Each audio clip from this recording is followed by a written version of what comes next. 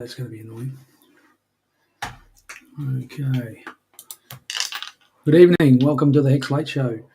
I'm the Unwrecked Pirate. I'm going to be doing the show tonight. I'm not sure who's going to be with us. And welcome. I hope you're all doing wonderful wherever you are out in the world. And I've been what's been going on? I've been getting into the, see that? Stoicism. You know, it's a really good cognitive brain therapy, all this interesting thing. But no, it's the Hex Late Show, ladies and gentlemen, and I'm the Unwrecked Pirate. I'm the host. I think it was because I'm the only one here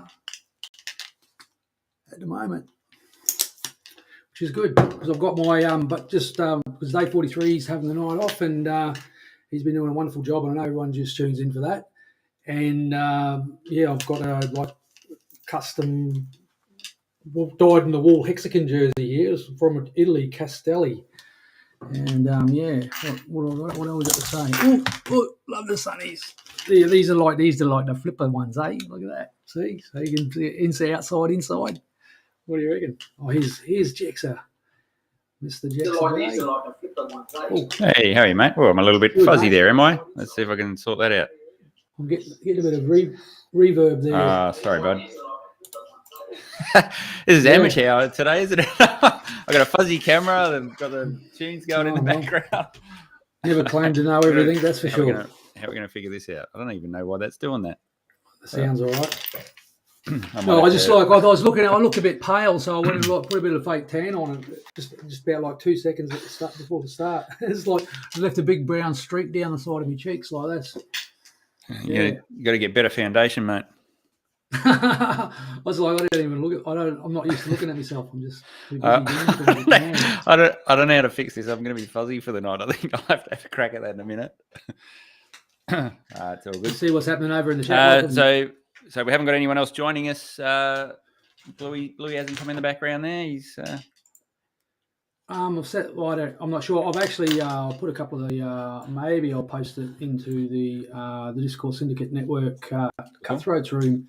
I did ask for a offshore navigator at one point, just because obviously we're all here to learn. Just try not to look like a scammer. See, look at me. Don't I look like a scammer?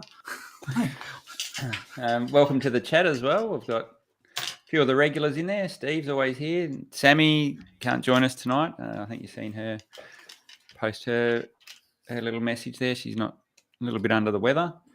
And what's going on with Sammy? She's not feeling well. She's a little bit crook. Yeah. Got a soggy bun for a lonely weenie. Come on. All right, just give me a sec, mate. I'm going to sort out my camera. It's giving me a little bit of the willy, so just give me one moment. I'll see if I can. I dragged my balls through a mile of broken glass, followed by a mile of hot coals, just to chase the laundry truck that might have your dirty underwear on board. You like that one? No. Just give me. Oh, sorry, mate. I'm not. Yeah, you do. You think I was like, I'll just go and do a Marcus Aurelius quote. You have the power over your mind, not outside events. Realise this, and you will find strength. So yeah, we just showed up, and all right, we're back on track. I feel I can see things now. Knows what they're talking about. That's good. Cool. And I'll just listen. All right, mate. I wanted to get your feelings. I've seen you posted something in our private chat. What's your take on? I've tried to avoid this, but what's your take on all the community interaction on Twitters and things like that?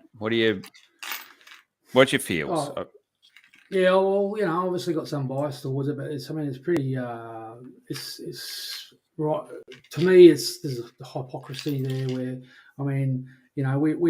we've spoken to Shen Talk and people in Africa and places all over the world about how great the Hex product is, and the people that are living under the poverty line, and see what we've got is, awesome. I actually just got a dishwasher, and it was like it's a big deal, and if they get a mobile phone, that's a big deal. And then you see like And I mean, don't get me wrong. I'm not. I don't want to. Yeah, I'm going to look at myself and criticise before I place anything on anyone else. But gee, I don't know. The tweets from Richard Hart seem off.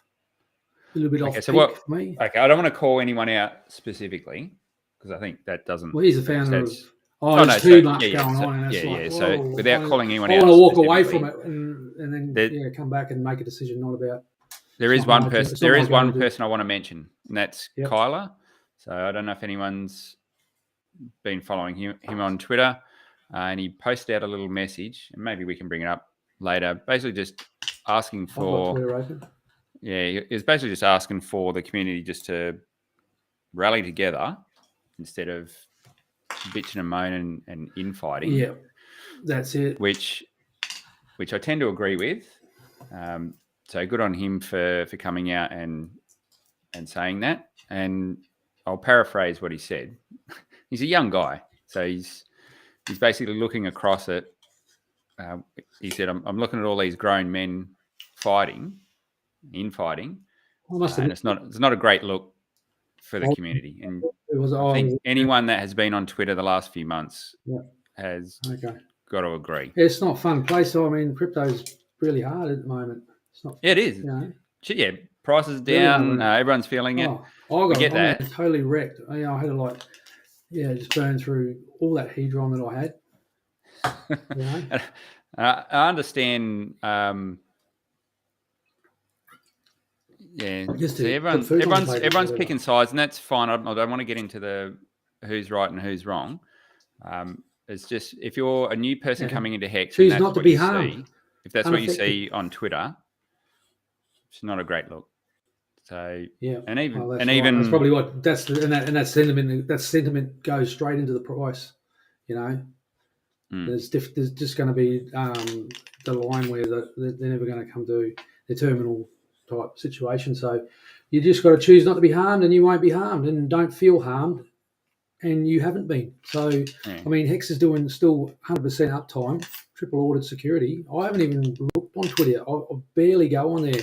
I went on there today and yesterday just to sort of just to sort of gauge the sentiment. And boy, oh boy, I didn't even the little snippets that I saw. Like I sort of focused in on the founder, Richard Hart, because he's been obviously all the stuff, and he's been like some of that stuff that he was saying. I felt like saying, mate, say that to my face. Will you come over here and say that to my face, and I'll tell you what I think of it, because it's nothing good. RH is going pretty hard at the moment. He's having a crack at everyone. I get why he's doing that. He's trying to garner pump our bags instead. He's trying to garner focus and attention.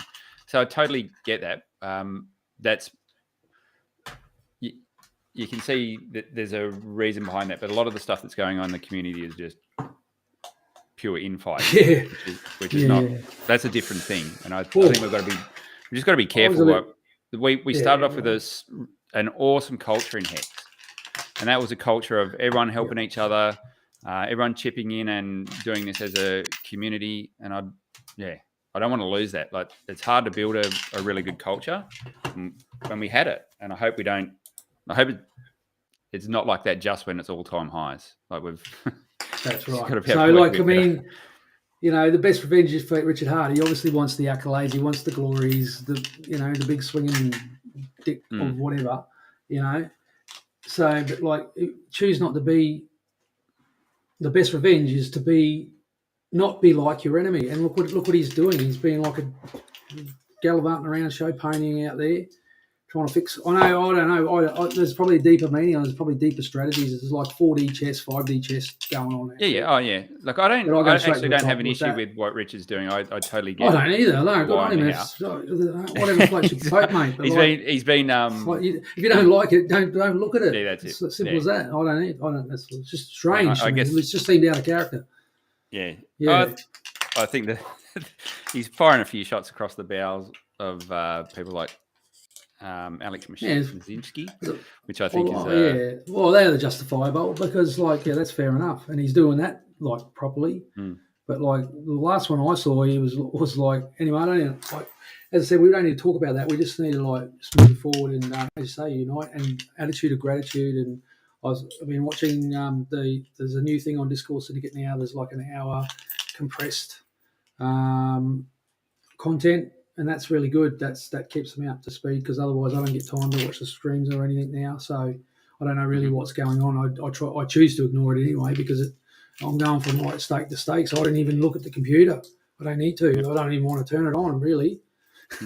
except when I'm like, just sort of like see what's going on with the games if I need some money out in the real world. Okay, let's get the feel for everyone in chat. Have we had a bottom or a bit more to go? What's everyone thinking? Just in general, in the market in general. So we've seen Bitcoin recover a bit today, and everything sort of followed off the back of that. What's the sentiment out there now? Have we got further to go, or is that the bottom? Be interesting to see. Almost there. Yep. Not another fake out. I don't know. Gee whiz. I mean, I've been wrong every week. So man, it's just like maybe I'm in that. What is the phase that's below anger? It's anger, despair. Maybe I'm in the despair phase as myself. After anger? I think it was depression. Depression. That's it. Depression. I've got that. I need therapy. Seriously. All right. So hang on. Green can do therapy. Actually, while we're thinking that, I'll bring up the chart because that'll be interesting to have a bit of a look at. But just give me 1 second, mate. I literally downloaded the other day. I thought I'm going to check this out, just see if we can get a feel. Where have I put it? Here we go. I'll put this up on a share. Tolerant with others and strict with yourself. There you go.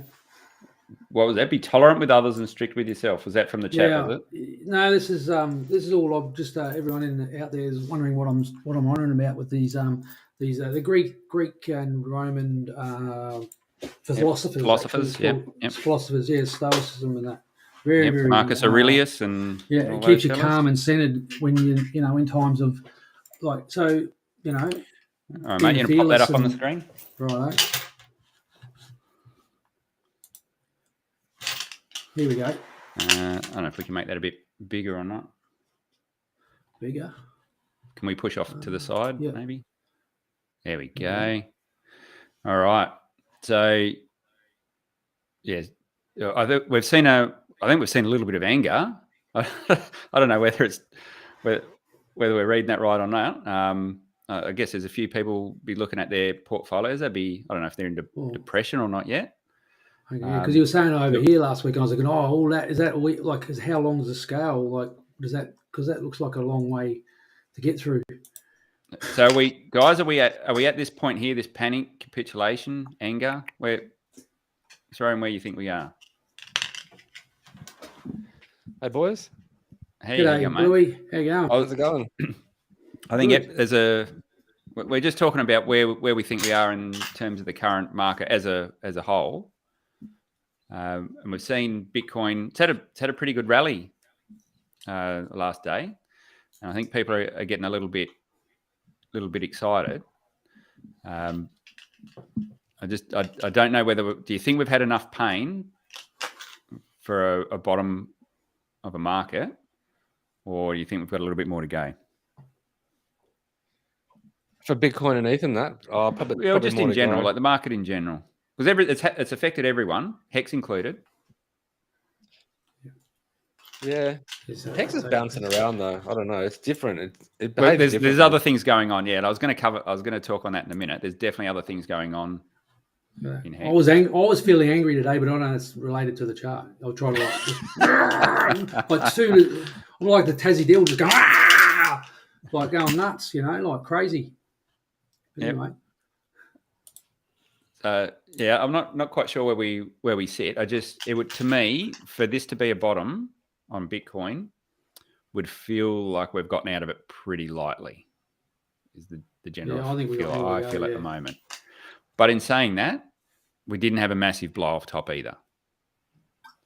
So do you think the market's matured enough so that we don't get those massive blow off tops and the big 84%, 85% dumps anymore on Bitcoin?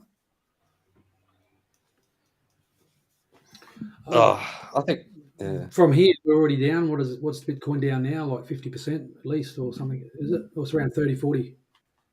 What did you say? The price of Bitcoin? It's a bit up. 31.8. 31.8. Okay, so it's still. Yep. It's actually, it's really good just to look in the chat and the comments. We're seeing like a lot of people say we're seeing depression, panic, anger. Some people are saying denial still. Whew.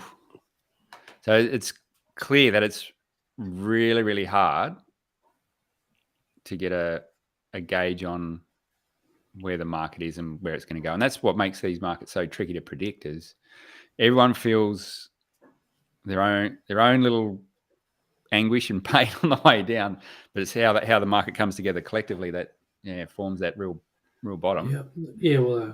I think we've seen a capitulation in Hex.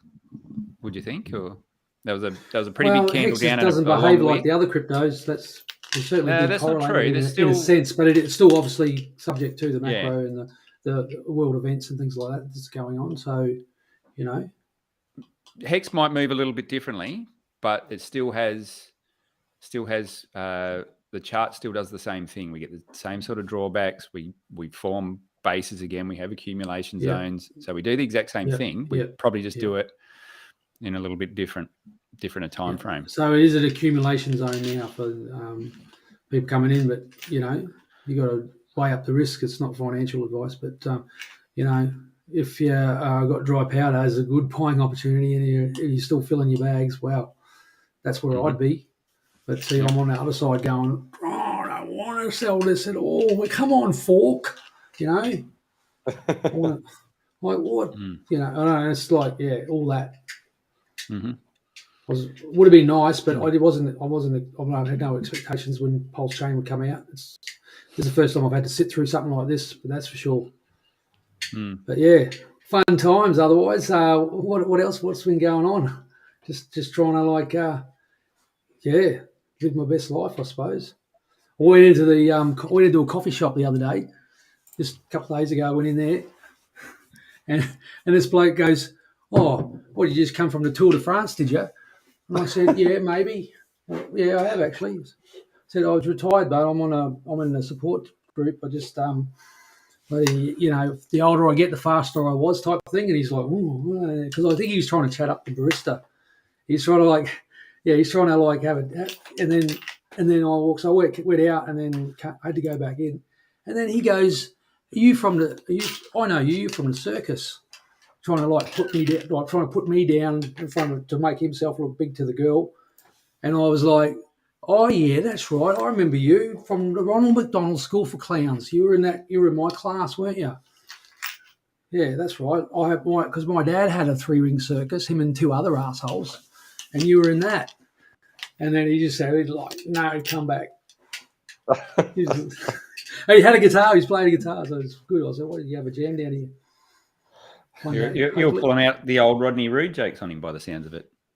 Oh, mate, you got to recycle. You got to recycle things from time to time and try to change the words a little bit to make them original as you can. I don't think there'd be too many people out. I don't think there'd be too many people outside of Australia that would know of Rodney Roode. That's probably a good thing. Or from our age group as well.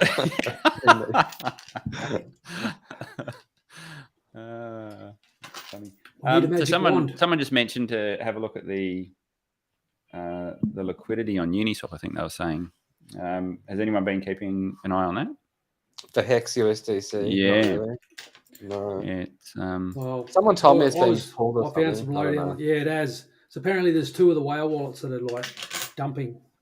It sounds like the people providing liquidity though are kind of a they little pulled bit liquidity as well. All over the they top. pulled it. Yeah, they pulled it. Well, so if you had an inkling that there might be a fork happening, what would you do with your liquidity? Yeah, you'd pull it off before take it out. Yeah. Yep. No, you can share that screen if you like. But they're doing all sorts of crazy shit. They're doing very illogical shit over these liquidity providers. Some of them are just way out of range. There's some weird stuff going on there. I'm not sure. The price can go up or down. And we saw that really big one pull all of it and then dump it for 30% slippage or whatever. Yeah. So TVL's 12 there, 5. So that must be just on the. Is that right? Is that just on the hex side? Well, you have to look at the 1%, the 0.3%. Well, that's I think this does the whole lot, though, doesn't it? No, I don't think it does. I thought this looked at the whole lot. So 8. Oh, is that the hex coin? Is it? Maybe it does. Yeah, that's for the hex coin. So that's, and then you've got all the pools below. So it adds it all. It adds them all up for you. I thought it didn't, and that's why it was annoying. Because look at this one, because it's just the USDC one that's got 12 mil, so that'd be combined. So maybe that's taking the hex side. I think Dex Screener might Do a better job. Yeah. I'll mention. So let's see how much hex that is if we give me a second.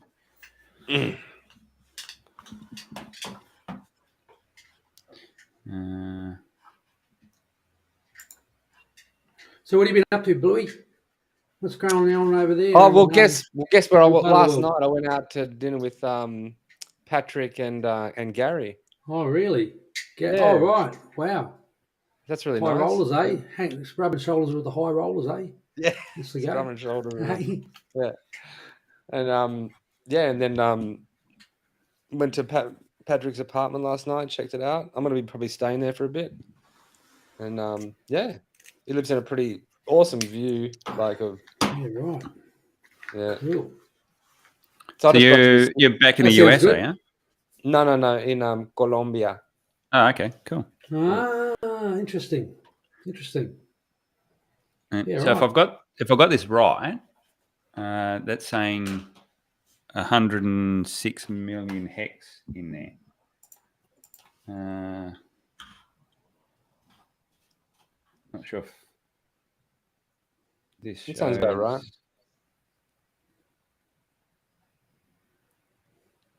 So how are we going over there with oh wait, I wonder if Tanger's going to arrive tonight, because he's been badgering that Richard Hart to get into a debate with him, and even like, you know, some of the more high profile hexagons have been like saying, hey, give him a Guernsey, and I've been saying give him a Guernsey, and it's like, I know Richard Hart's busy and important and all this, but like, you don't just ignore your followers and go after like clickbait from whatever by abusing other people.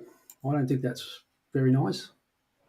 I mean, how did those tweets help? Anyway,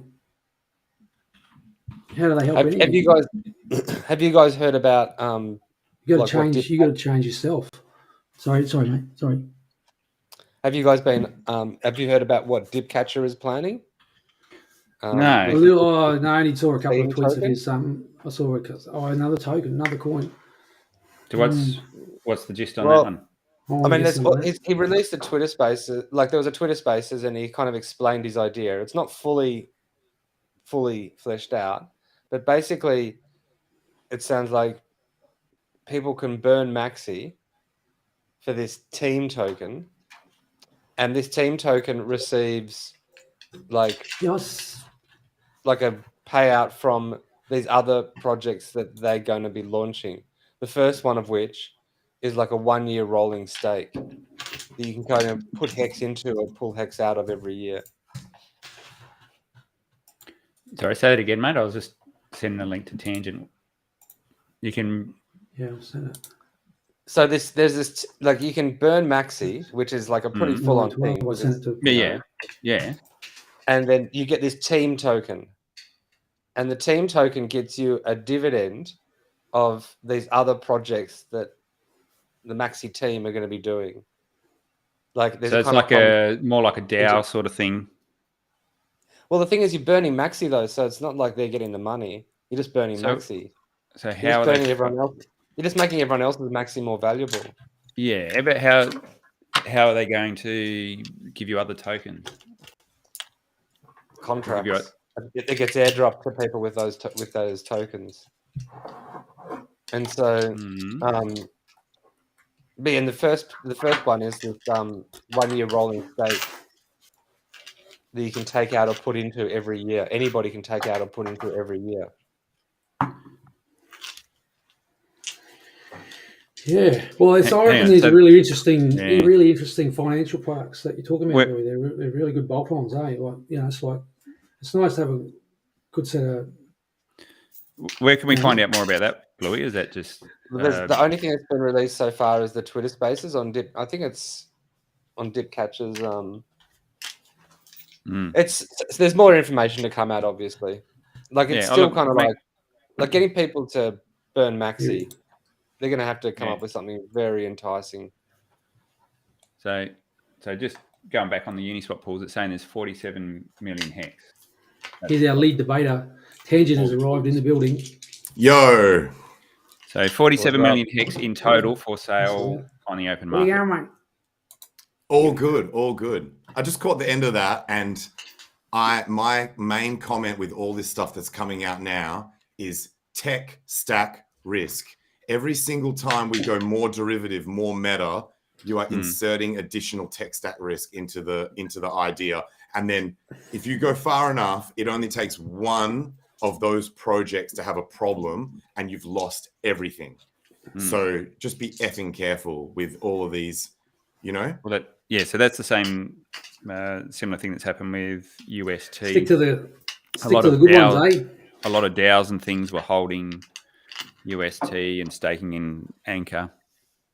So that wipes out fair chunk of your cash that was in that DAO. I said this a few weeks ago. It's going to happen on Pulse Chain where we do all that rehypothecation because there's all these different staking protocols, and then we've got the fiat guys are building their stuff. So there is going to be this, I guess, cross-pollination, for want of a better word, where you're taking tokens from one project, putting them in another one. It's bound to happen, and like you say, Tangent, there's probably going to be there'll be an incident. It has to be. Like we're moving at a pretty fast pace, and everyone's trying their best to do everything the right way, but sometimes unexpected things happen. So you're right. Oh yeah, I'm not saying that's another point actually that I wasn't even commenting on is it could be deliberate. Like it could be deliberate or accidental. You could have a deliberate attempt to scam people or an accidental bug. And so the thing that gives me confidence though is for now, like the projects that are being built now, everyone's got the same core ethos where they want pure DeFi and they don't want all the admin keys. So don't underestimate how important that is going to be. Like I think Pulse Chain is going to be one of the best chains in terms of DeFi products because everyone's building them to an expectation. Like the community, the broader Hex and Pulse community won't accept less than what they're used to in general. Yeah. But look, all other people are going to come across as well, so that'll change.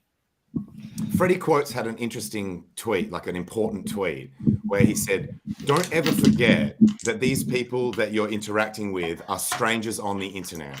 So just because you've classed all these people as hexagons, there will be a subset of that group who try to exploit you, might not be doing things in your best interest, that sort of thing. And I replied saying, the fundamental ethos of crypto is don't trust, verify. It's like that should be your default position. And it's not to say that you can't interact with the community in a loving, respectful way. It's not like you have to treat everyone like an enemy and just be like hostile, but you have to have an adversarial mindset. Those two things are completely different. Yeah. And if anyone can refute me, show me I'm making a mistake or looking at things from the wrong perspective, I'll gladly change. The truth is what I'm after, and the truth never hurt anyone. That's it. Boom. Because, I mean, otherwise, we're just wasting everyone's time being here. If we can't get down to the nitty-gritty and have the real conversation. Isn't that right? Yep. Yeah, Unrect, I've been loving your drive for discussion and honesty and truth. Oh, mate, I had to walk away. I was ropeable, when I saw some of that stuff today. I was ropeable. But anyway, I just don't think you talk to someone face to face that what you put in a tweet. Like, What happened? Imagine that. Oh, imagine going up to someone in the street and saying, "Guess what? I'm the richest motherfucker. I've got a big fucking wang. Here it is. Look, oh no, you think that's my leg, do you? No, shit like that. Like, can you imagine that? You get a punch in the face and dragged out straight up. You don't do that that's sort why. of shit. Like, Yeah. no, it's rude, mate. It's Yes. just pure rude. And then someone he's putting would there, put you in a he won't chokehold. tell you know, you won't even like saying like you're saying, "Hey, mate, I will have a conversation. Let's have a debate." And you're in the community and you're out here like, getting people to write the right crypto investments and things like that, and through your experience and knowledge. It's funny. It's funny you say that, Unric, because we've seen that play out in the earlier days where before Twitter was the main public square where everyone was yelling at each other.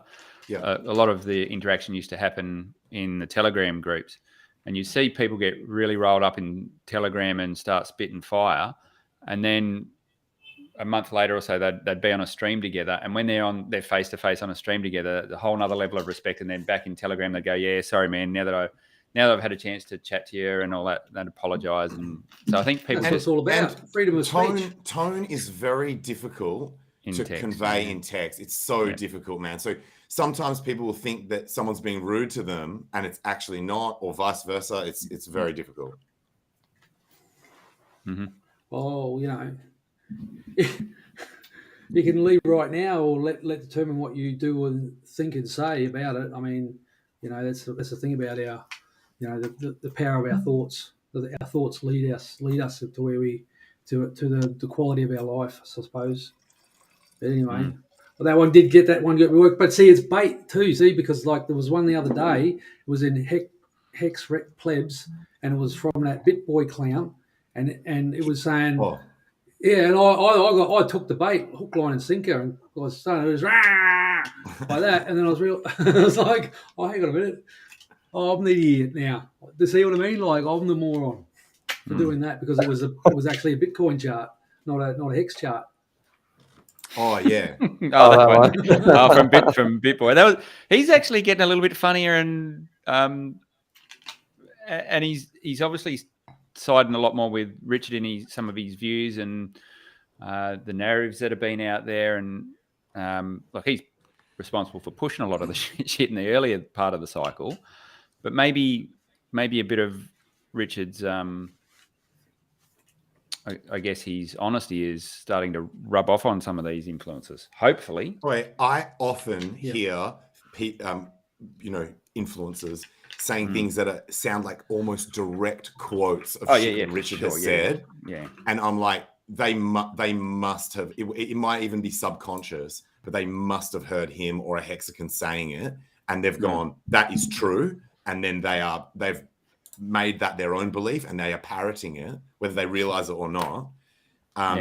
One recently was Technical Roundup. They were talking about like altcoin cycles and that sort of thing. And most of the things they were saying don't apply to Hex, but it was just but it was sort of Richard Hart level commentary, Yeah. And I think so. There's obviously Unric just threw a few comments up on the screen. Obviously, when people have got a vested interest financially, they'll change their tune as well. And we all know that probably Crypto Ran and BitBoy. We know BitBoy has sacrificed. I'm sure Crypto Ran probably had a crack at it as well. I think who else was there? There was a couple of others that Ivan. Their hand up. Ivan. Rand's going to get his portfolio saved by Pulse Chain, Yeah. Because he didn't just invest in Luna. He invested deep into the whole ecosystem because he believed in Luna so hard that he was investing in products built in that ecosystem, and they all got wrecked. So. Yeah, right. He would have lost a lot of money on paper, like serious dollars. It would have been easily in the millions. It might have even been in the tens of millions. The general feel I get is people have they've watched Richard and he's been pretty brash, and they all thought it was a scam, and now nothing's happened. There's been no rug. Code's been solid. Community's good and gets out there and really backs him. And they're still coming out though. Did you see they're still coming out? There's a certain type of person that's coming out, but all the altcoiners and everyone that's not a maxi, they're getting more comfortable with it. You've seen things like Luna. There's been just hack after exploit.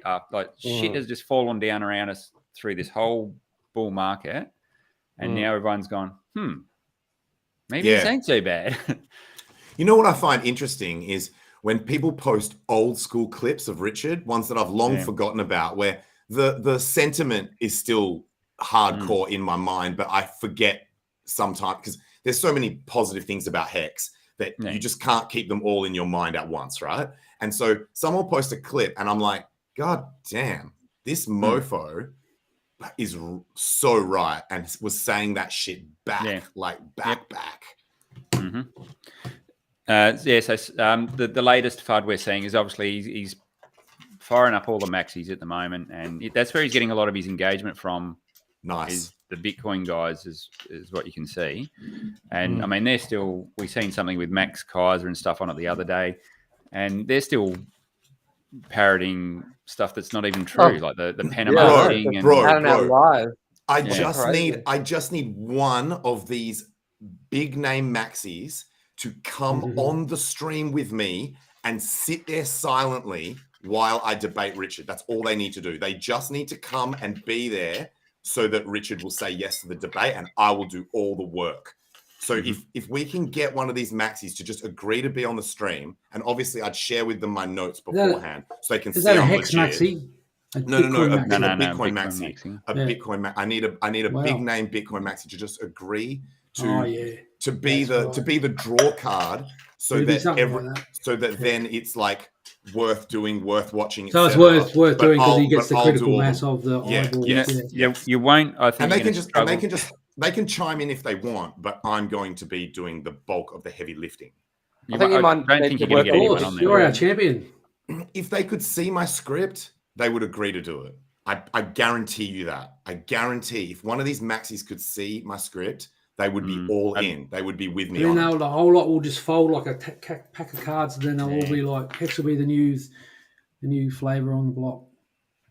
And then they're called maxis. Mass adoption will then ensue. Yeah. I mean, it's going to happen. It's just a matter of when. It's not. It's a tough path. It's a tough path. Yeah. It's hard. Here we go. We're up against it. I unfortunately all the maxis. I died in the wall. Any maxis that had any level of like respect for me at all, I burnt that bridge because when they see someone promoting a shitcoin, they just write them off. Oh, we've lost another one to the shitcoin forest. They're gone. They're dead. They're not coming back. Even Bitcoin will be on deadcoins.com one day, so that's fine. It's funny you said that exact wording there because that was what Max Kaiser and who are the other two guys that were on with him? I remember seeing the photo. It was three guys, right? It was Max. Yeah.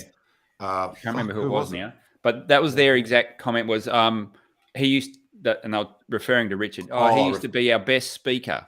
He used to really talk well about Bitcoin, and we lost him. That was the way they're talking. So to give you guys the context, though, they have been right about 100% of coins up until Hex. So pretty much. Some people argue ETH. Really, is that true? Some people argue ETH. Some people argue ETH. But every other, yes, that is true. Every other coin that has ever been popular had positive following and has come up into the top 10 is no longer there. Like they could even argue that happened to Hex, that it came into the top 10 and then went out. But that's temporary. Like we're going to be back in there in no time. And that was manipulated as well. Yeah, and that's there are reasons behind that are actually legitimate. But so in their minds, they've got this ossified mindset now where they're like, I've seen it all before. Every time one of these coins claims to be the next Bitcoin, it's just total garbage and it's just all hype and it's all a scam. And so they've got research fatigue. They can't be bothered looking at these projects anymore because they've looked at 1,000+ of them that have come and gone and been actual pieces of shit. Yeah. Oh, I've seen some of the white papers. So I want to give you guys the mindset of a maxi, so you can see that they're not No, just trying to be assholes towards heads. I totally get it. It's from their experience. They're basing it on their experience. So I had There's been tons of successes though. Parents should have worn condoms. There's been List them. Apart from ETH, ETH's the only one. list me them, Blue Bomb. Yeah, I think There's Avalanche none. There's zero. There's zero. I think Yeah, you go Avalanche on there and look at is an interesting. Oh. I mean, there's lots of technically interesting AVAX, stuff that's gone on. I do. Like- I'll admit, I do like AVAX, but it's still in its first cycle, man. Like it's still. Oh, like, look, it's I'm not I mean, I talking guess you could about. argue Hex is too. But I'm not even talking about like you're kind of like saying if something gets into the, if its market cap is high enough to get into the top 10, that's your argument for whether it's succeeded or not. But I think there have been tons of other successes. No, I didn't mean I didn't mean that. Like, as in, that's not really what I said. I was just giving it an example of the sorts of things they're seeing. I'm not saying that is what, because obviously we know market cap is nonsense. That does not legitimize a project having a high market cap.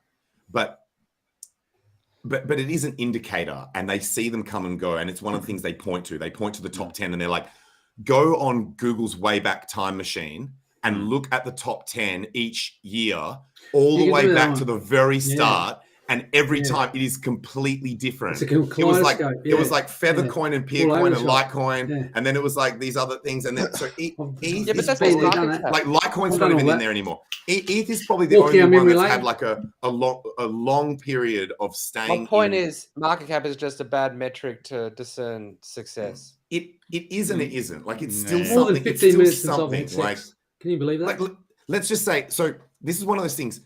Being high in market cap doesn't prove something's legit, but if something comes up in market cap and then gets fucking wrecked and it's not even in the top 100, it was a pump and dump, right? Like, so it doesn't prove it necessarily that being high in market cap equals legit, but it certainly proves that it was a piece of shit if it just came and went and never came back again. Right? But there's been projects that have truth seekers. Wouldn't you go where the money is? I'll just follow the money. Follow the money. Like, there's been plenty of good tech, but it just hasn't had the adoption. Like the shininess wears off, and people are in it for the money, and it just never goes anywhere. And that's what they've. Well, this is game changer. That's why. Time and time again. So the conversation I had with someone on Twitter the other day, I was a Bitcoin guy, and he's saying exactly what you said. Then his comment was, just another shitcoin sort of thing. And I went and had a look at his profile, and this guy had. Got into Bitcoin really, really early, was mining on his PC. So was fortunate enough to get in really early. And I looked through his story, and for him it was something he discovered, and he took a chance and had an open mind on it. And so rather than going with a whole bunch of venom and spite, I was just trying to have a chat with him and said, well, like, you got into Bitcoin for a reason, and that was because you were willing to open your mind up and have a look at something and take different. A chance. Yeah. Take a small what have you got in the background there, Tangent? What is in the background there, mate? Hang on, Rick. So what it's like a cannon for the jelly wrestling. Hey. Yeah. So I was just trying to say, don't close your mind off, because that's when you'll do yourself a disservice. Yeah. And I know that's hard because, like you said, they think they've seen it all before. Sometimes things are a bit different. You just got to, they'll miss out if they don't have that open mind. They're going to learn, man. People are going to learn that Hex is legit. And it's a matter of time, right? It's going to be irrefutable once we're in the future and it's been around longer and has not died. Obviously the cognitive dissonance within the crypto space is also out of control. So there will be some people who can decide to be deny it, or they can win. But it's funny. Like, we're seeing a few comments like from established people lately, and they're making within the Hex community. Like Bitcoin. Outside. Yep. Like Jameson Locke, and and it's just like, what really? You're gonna pull out the same tired old character assassinations from 2 years ago? Look at that. Like, they're gonna the portal from Rick and Morty. Yes. Tangents from the future. That's right. Fuck yes. Hey, you know what? I know if you go 555 5 days from the launch of Hex. It is the I think it's 16th of September 2004. So I thought of it back then. I was thinking about this thing that could just earn that was immutable code and earn trustless interest and replace all the banks and middlemen and things like that. It was just an idea I had when I was down at the skate bowl. Anyway.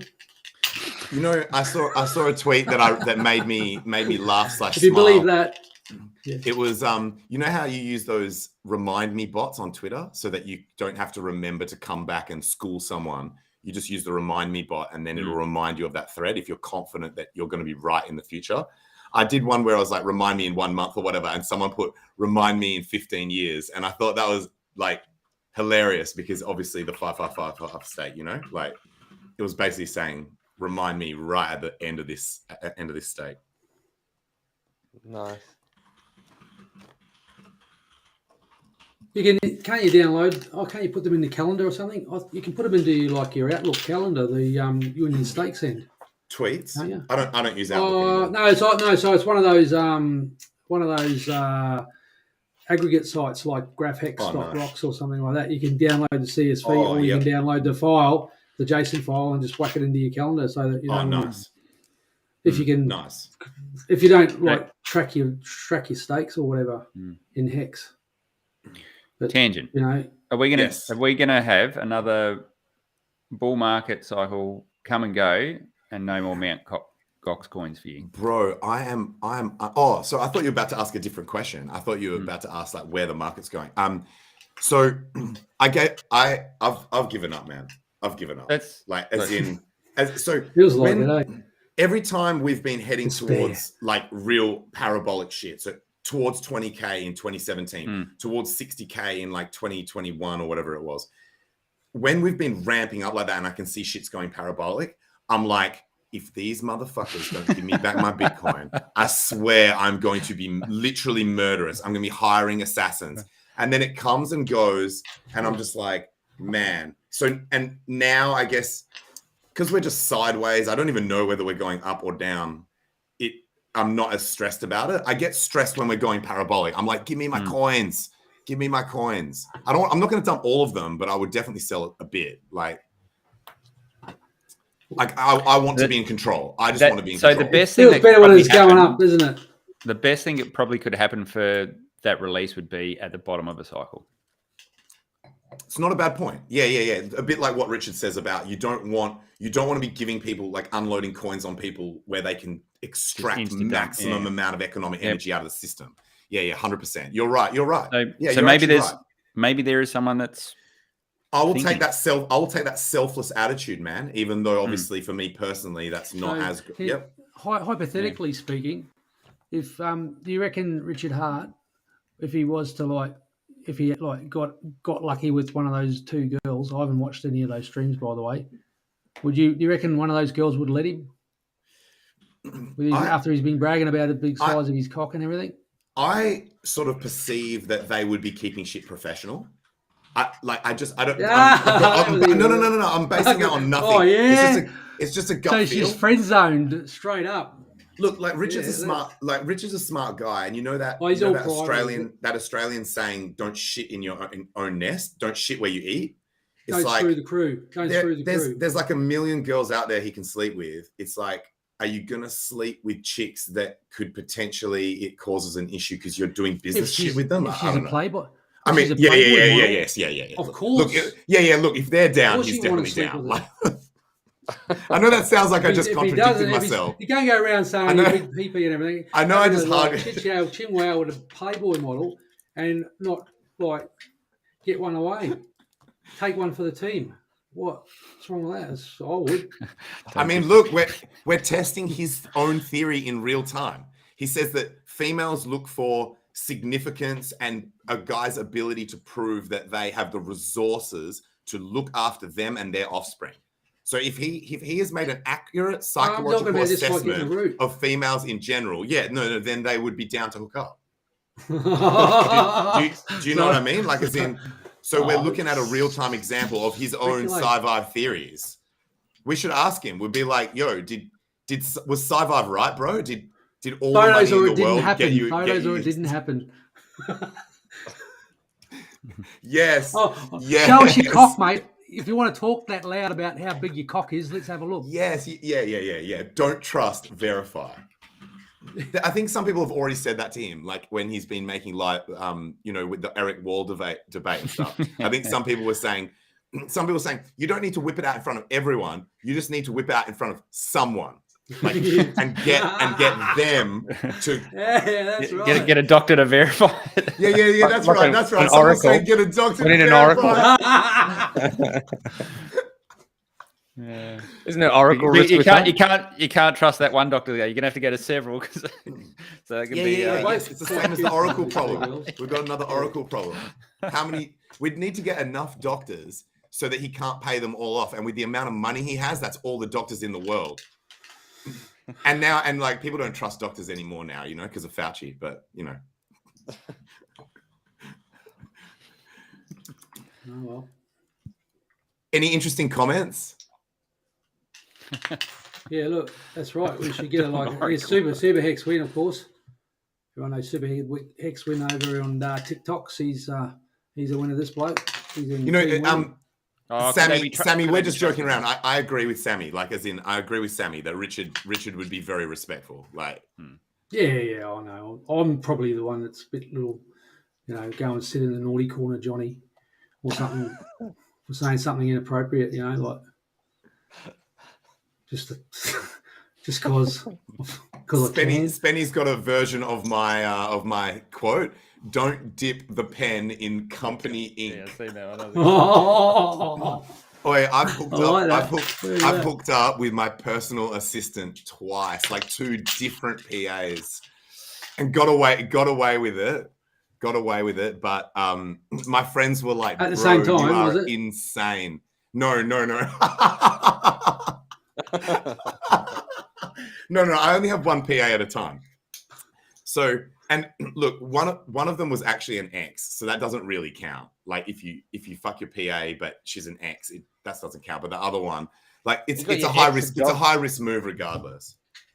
So you got your ex a job as your PA. Crypto's risky. Yeah, it was a situation that I can't get into in detail, but there was a couple of really big reasons why I allowed that to happen. Typically, I would not hire an ex as a PA. It was there were two big reasons why I did it. Mm.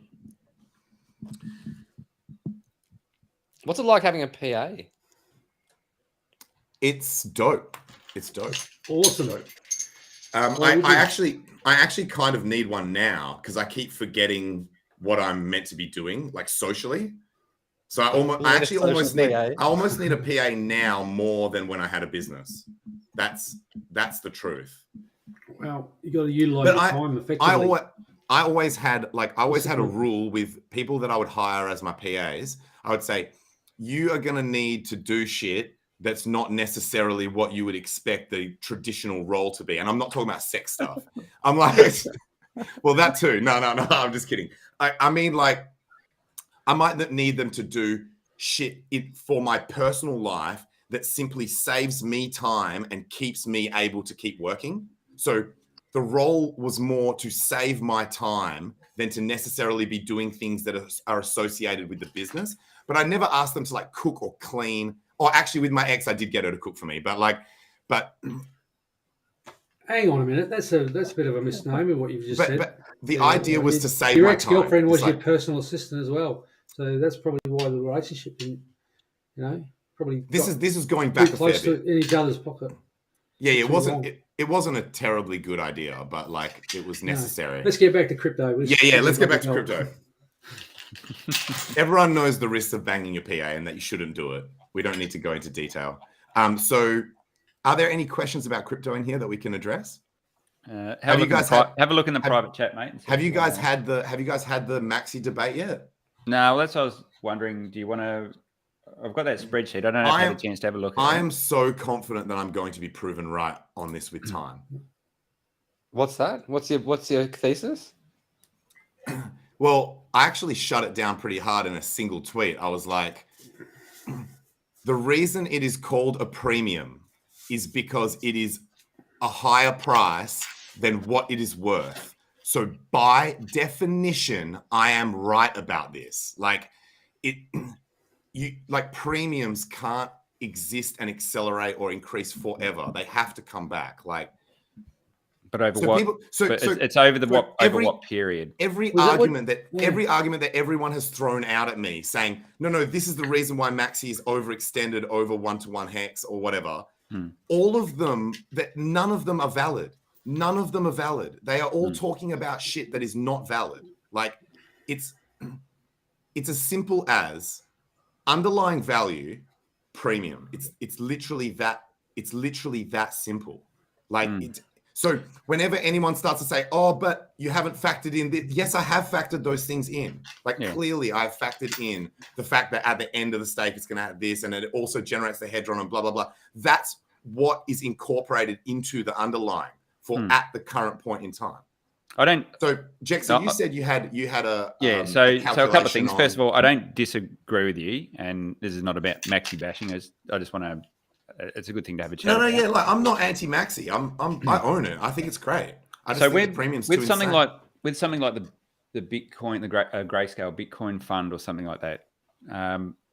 Is there a limited amount people can buy into that? I'm assuming there's no limit, so people can just keep loading the boat on that if they want. If there's demand, people can keep loading the boat, and that's why you see the premium go up. So So with Maxi, there is some supply limit. There is. So, there's going to be no more. No, that's what I'm saying. Right so there's a supply limit issue there. Which does that exist in other funds when they're like a Bitcoin fund or something like that? Is that? So I need to be real clear about this, because I think this is the thing that people are missing. With all of those other instruments, you cannot accurately calculate the underlying value. So with, say, the Bitcoin Trust, with GBTC, you can't calculate what the underlying is worth in dollars, because Bitcoin like goes up and down and shit. All you can tell is that there's a premium over what the actual Bitcoin is worth. And eventually that premium did fade and went actually negative, right? Yeah. So with Maxi versus Hex, if you're calculating in Hex terms, it is accurately calculatable. It's one of the first instruments where you can actually calculate what the underlying value is worth at any time. And at this point in time, it's overvalued by like 160%. Yeah, but there's also the potential worth. There's also how much it's accruing every day. And that's factored in, though. Yeah, that's all factored into the price. Yeah, it's all factored in. It's all included. Except for so it should trade at. Well, you can see it on the dashboard when you go there. It shows. Did you make a bit? Did you make a wager? Yeah, it should trade at like 1.1 or something like that, and it's changed trading at 1.7. That'll go up over time. So you could sell your Maxi at the moment it's 1.73. You could sell your Maxi at a 1.73 premium, and then put that into your own stake. It doesn't have to be 15 years, and then that means that everyone's holding Maxi is now like. Assuming that premium even stays the same, which I don't even think it will. Yeah, they're losing ground on you every single day. So they need the premium to keep going up just to stay. Well, it depends how long they. No, it depends how long they stake it for. Okay, so let's have a look. This spreadsheet that you can see up here. You immediately get an advantage because you've taken your shit out at 1.7. Okay, but then they need it to keep increasing. Okay, just to stay level with you. Have a look at this tangent, and just for a discussion point. So I was interested, so I thought I'd run some numbers. Now, hopefully, this is not going to bore everyone with spreadsheets. I love spreadsheets. We'll have a look. So what I've done is I stretched out 15 years, and I said if you had originally put in 10,000 hex into Maxi, so you'd end up with 10,000 Maxi. Put rough current price, and then I've made some assumptions on price that's going to be wildly inaccurate, but hey, just for the but as long as you've got the same assumptions in the other scenario, then it's that's right. Fine, right? It's like with like. So the expectation is if we're getting about 6.1 ish hex per T share per day, then by the time we get to the end of the 15-year stake, you've done essentially a 5x on your hex, which I think that's pretty much what everyone's saying will be the output from Maxi. Now, that's not accounting for Hedron and all that kind of stuff. So we'll just disregard that for this point in time. Now, I thought I'd take a little crack at having a look what the current premium is, and I've just used 1.75, which for today's example is probably close enough. And I thought, well, what happened if you were to sell your maxi and realize that premium, and then you went and done something with it? So would you be in a better position if you realized that premium and then went and done your own stake? So what I went and had a look at was, okay, so let's cash in our maxi. We get our 1.75 hex. Up here, because of you're in a bigger pays better maxed out stake, you got an extra 10% on your T-shares. Yep. So I said, okay, if we want to maintain that same earning power after we've sold our maxi, we would need to put in 11,000 hex, because that accounts for our extra 10%. So you end up with the same amount of T-shares. I'm not sure why that yields slightly different there. Maybe there's a rounding multiple 30. Okay, so maybe I've got something just slightly out there which could impact things. Okay, so I didn't pick that one up until So you're saying you can sell your maxi for hex and then stake the hex and get the same. That's right. So value. you sell you sell at the premium, yeah. So you sell it at the premium, you then stake it for 15 years, and that premium that you've just recovered is here. So 6,500. What's the time frame for that? Because of obviously the share rate. So then what I done is I went, okay, well let's track. So we're still tracking this 15-year share, this stake, sorry, and now we've got this liquid balance that we've kept, that we've realized from the premium.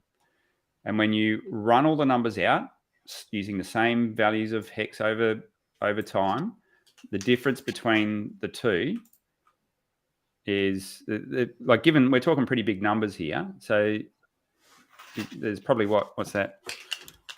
I guess it's getting close to, what are we? Is that close to a mil there? Let's have a look. What does better? Which does better? 15. The individual stake or the maxi stake. So if you've done it individually, it's probably slightly ahead. Yeah, but in that scenario, the difference is that it's not liquid. Exactly. Like exactly. That's what you're paying for. Now, yeah, that's right. Spenny's got a good point about that as well, like being able to split across multiple wallets and stuff like that. But all I'm saying is that there are reasons for there to be a premium. I'm just saying it's way too high for those benefits. Okay, so the only gotcha on this is if you are holding your maxi and it's doing these sorts of numbers, are you going to sell your coin count? So probably not. Well, but you don't have to sell all. You don't have to sell all. I had to sell. Yeah, but that's what I'm saying. People, the gains will get so large for people that they will sell. Oh yeah, just like a little bits here and there, kind of thing. A little bit here and there, yeah. I said when I was on Jim Rat's stream, I said if the premium was like 1.1, which would still be, it's still a premium because we've just started, so it's like it should only just be just over 1.0 in terms of underlying. If it was like 1.1-ish or between 1.1 and 1.2, I would be like, that's completely fine. Like, include, because there's obviously always a speculative premium as well, potentially. But I'm just saying that this. So I never said there should be no premium. I never said the price of maxi absolutely must track the underlying value at all times. That's retarded. All I said was that this premium is insanely high. And the more insane it gets, the more I'll sell waiting for it to come back to reality. Like come back. And I'm not even saying it needs to get back to parity with underlying, but I am saying it will return to closer to sane at some point. And I'm willing to wait. Yeah. Like, you know what I mean? Yeah. Yeah. No, look, that's a fair statement, and only it can't be proven until it happens. Jexa, the thing that is shocking to me is I'm out on my own with this. Like literally every person. You're not, mate. No. Okay, so I'm exaggerating. But the majority of people think that I'm fucking nuts. And I'm like, dude, like listen to what the fuck I'm saying. Like it's so obvious to me. and people are just like refusing to believe it. It's to me, it's blowing my mind. This is probably one of the most shocking things for me in crypto in years. Is the number of people that are I'm being serious, dude. I'm being deadly serious.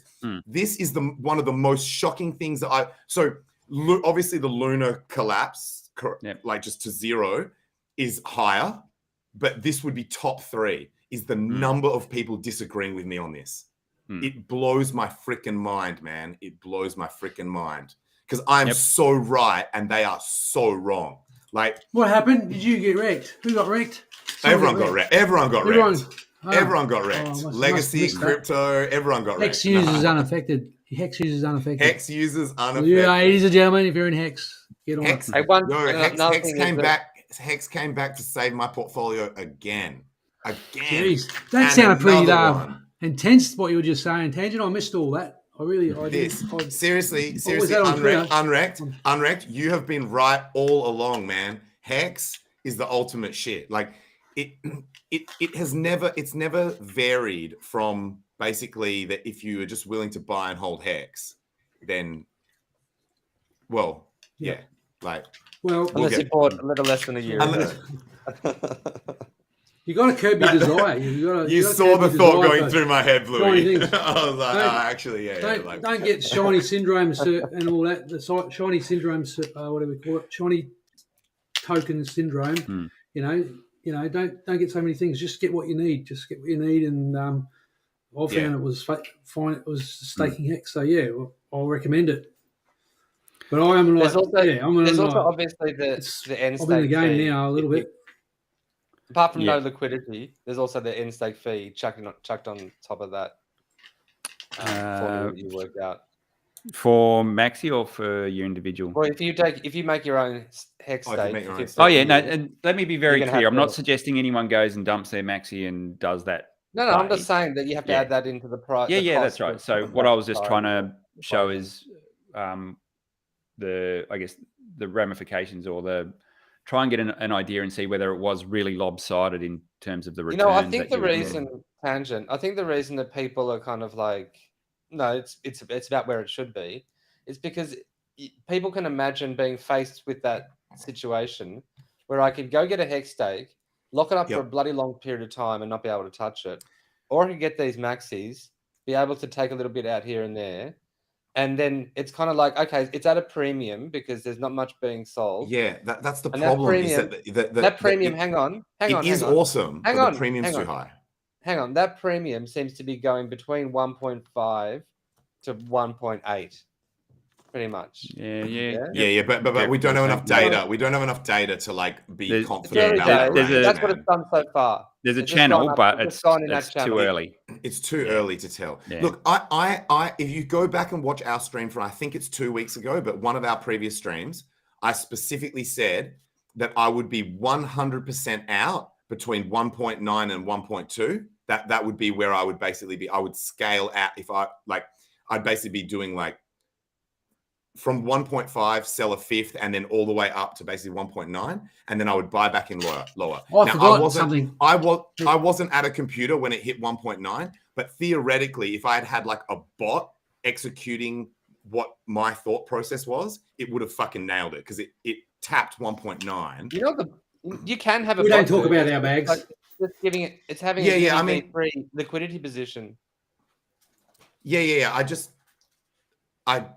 You could, but then there's a risk that if it does like run off in one direction, you get screwed. Like, but it's not. That's the thing. It's not going to be something that runs off in one direction.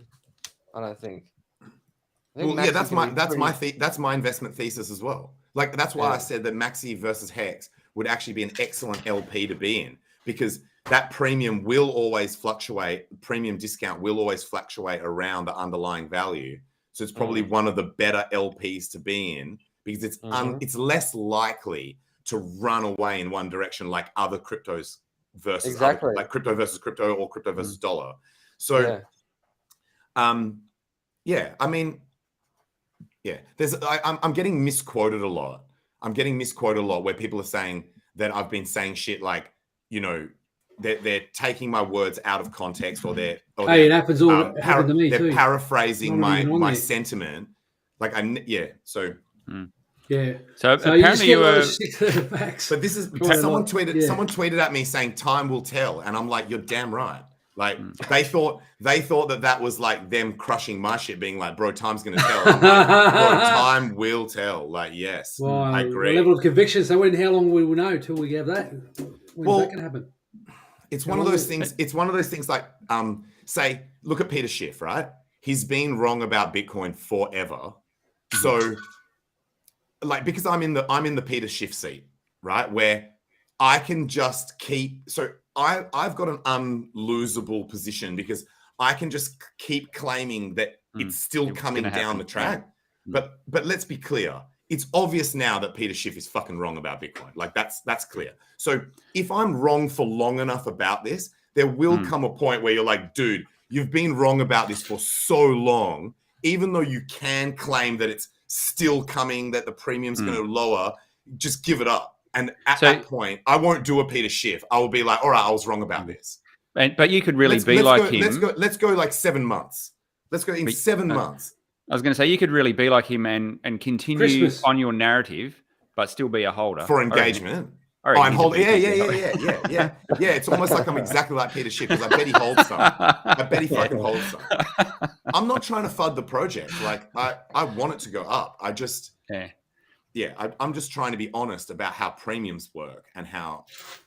there's a we appreciate your honesty, mate. We appreciate it. Tangent, the audience does too. I want to pick up on. I want to circle back on one thing. I don't want to beat this Maxi thing to death. No. Go ahead. But you, with the Bitcoin grayscale premium, you do see that fluctuate a lot, and that's, you made a comment about because they're pricing that in USD.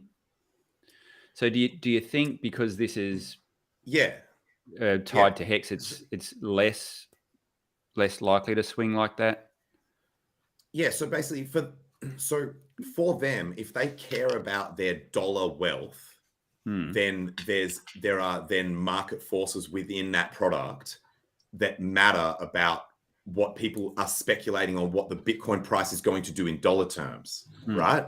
Whereas in this particular scenario, I am purely talking about it in terms of Hex, because we all love Hex. We would all love the idea of having more Hex. So I'm eliminating the dollar fluctuation of Hex value, and we're just doing maxi Hex. That's it. Yeah.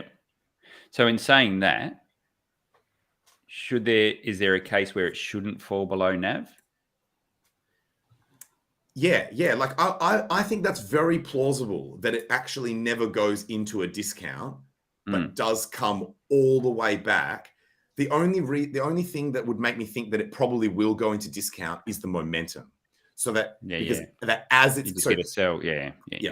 So I think it would be very plausible that it could be premium, less premium, premium, less premium, premium, less premium. But there's going to be a time where that fucking momentum to the downside takes it into a discount. It's almost certainly going to happen. Tangent will be there waiting. And I'll be there with a clip. I'll be there with a clip of this fucking video and all the tweets. It'll be 15 years down the track, but it will be there. Serve it up. He'll have a lot of Hex to buy. Exactly. Full grey beard. Have you seen those ones of Peter Schiff where they've used the aging algorithm to make him like 100 years old, and he's still like, Bitcoin's a scam. Funny. That's actually a good. I saw a post from Superhex. People often forget Max Kaiser made his own shitcoin called Max Coin. So MAX coin. I think you can still get it on like Yobit maybe. That's a good point. So the reason why the Bitcoin community have re-accepted him back into, because he basically binned that coin, distanced himself from it, and went back into full Bitcoin maxi mode. So the Bitcoin maxis are like, it's like the parable of the prodigal son or whatever. It's like, for those of you who weren't raised religious, it was like this kid that ran away from home, and then the shepherd fucking welcomes. I'm probably mixing Bible stories here, but I'm like, yo, and then there was this crazy ass flood, like, so. But anyway, the son comes back, and then the other brother's like, father, like, fuck him off. He disrespected you, and he's like, no. The fact that he's come back now, it's like, I'm gonna like respect him even more. So Max Kaiser got the prodigal son treatment. And they even elevated him to religious status. Yeah, well, he's all right. Yeah, they I made, noticed that. I didn't know about that, but they call Max Kaiser the high priest of Bitcoin. Oh, they call him the high priest of Bitcoin. He's more like the crazy uncle. He's more like the town fool. But I mean that in a loving way. I mean that in a very loving way. Yo, I've got I have got a lot of respect for Max Kaiser because he speaks out against banks like he does not give a fuck about his personal safety. He's not completely stupid either. It's like he's not afraid to die, and he's not afraid to get like poisoned or have some supersonic weapon have his heart stop or whatever. That's what it is. Crypto that hangs over all of us, that sort of stuff. And you know what? I tell you what, I'll die with mine. You know, hand them over. Orca said something that really stuck with me that I didn't realize I was actually doing myself. He said he has to speak out doubly as loud to make up for the people who have got family that they can't risk speaking truth to power. So if you're a single guy and you don't have children and you don't have a wife and you don't have people that are depending on you. I've got a whole collection of parrots. Hey, yeah, like the fly away little bird. There you go. Here's your little crumbs. Off you go now. Here's your bird seed. Like a flock of seagulls. You're like waving a stick around, just trying to get them, and they're just trying to get that one chip. They're just trying to come in for that one chip, man. That one hot chip. Hey mate, keep going with that story. I was listening to that. That was interesting. What were you talking about before we lose the? No, that was it. That was the whole thing. That he was basically just saying that people who basically have got that don't have dependents have the fortunate position to be able to speak truth to power at high personal risk to themselves. Because if you get taken out, it's or like, you know, if something bad happens to you because of you being mouthy, horrible. It's not like you're leaving children behind.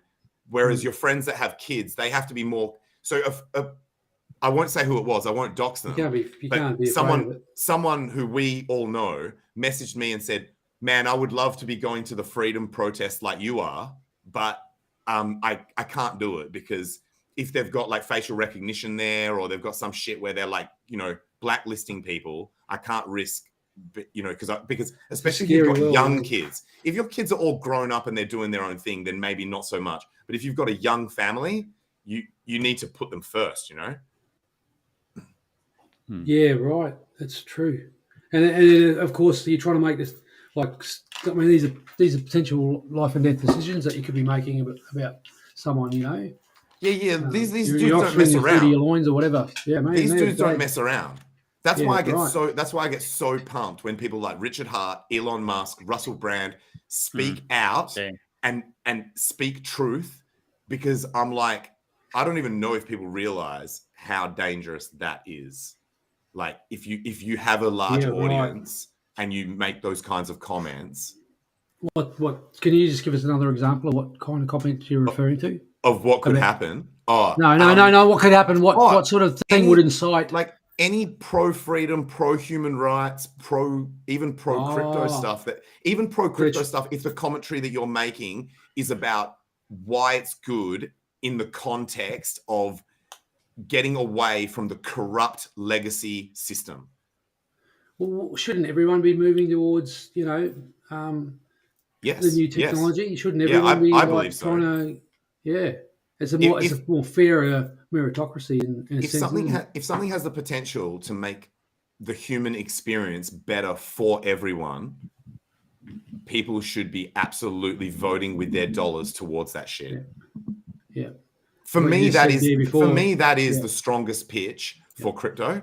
But obviously that doesn't resonate with as broad an audience as some of the other stuff, like Mad we're like we're around the globe, and but like I mean, there are more sort of I guess things like what can happen, and if it can happen at any time, it can happen today. So those are the sorts of sense of urgency that we would like to. You've got to try and get onto, because it's interesting what you said there too. Tangent is we're fortunate to be in a sector where we can stand up for something that we believe in and that we want to push forward. Oh yeah, and it comes along with the chance to get mad gains. Okay, that's very, very rare beast. So anyone that's in this space now, you shouldn't be taking that for granted. You've got to. Sorry, I'm laughing at some. Look at the 1.6. No. There's some very nice comments, like really positive comments in the chat, and I laughed at this one though, where someone said, "Hey, I think you should debate Richard Hart. Not sure if anyone has suggested this idea yet." He's not coming on now. He's not coming on this show. No way. You have to do it on his channel anyway. And when he gets a few more subscribers, we might let him on. Welcome here. But yeah. These compliments in the chat mean a lot to me. Like these are really, really, really nice comments. Yeah. So I mean, are you guys getting coin fatigue now, even within our own ecosystem, our sub ecosystem of like Richard Hart fanboys? I'm starting to see tweets about projects that are like Hex related somehow, like someone's dog sneezed on it and so it's somehow related to Hex, but that I'm like, I've never even heard of this project and the fucking sack phase is already over and shit like that. So it's just like they're just coming in fast and hard. Like what's your take on these? Yeah, obviously I'm pretty preoccupied with other things I'm doing, so I can't keep that's in tune. That's legit. I can't keep in tune with all of them. Good teams focus on building. So, but like I try and stay across everything I can, but it's like a snowball at the moment. Like there's just every day there's something new, and I'm sure I don't even know a third of.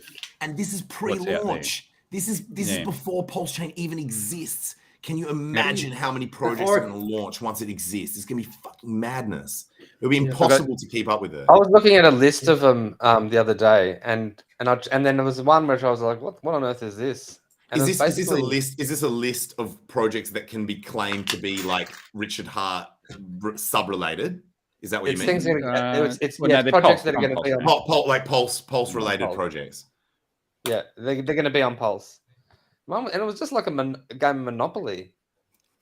It was like, and I'm not sure what I didn't look too much into it, but it was like people are coming up with all sorts of like half-assed. I'd be sticking with the with the main contenders. The top end, the favourite.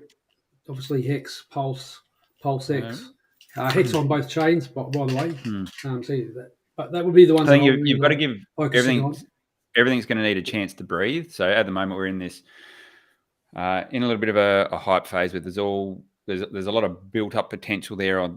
Everyone wants to release things and do things, and I think we've got to see the chain. We've got to see the chain launch. First of all, we've got to see that be successful and stable, and we're not doing a Solana where we're dropping every couple of days and stuff like that. So you need that solid foundation first. Flawless operation. Just we are going to have flawless operation on Pulse. I'm manifesting it.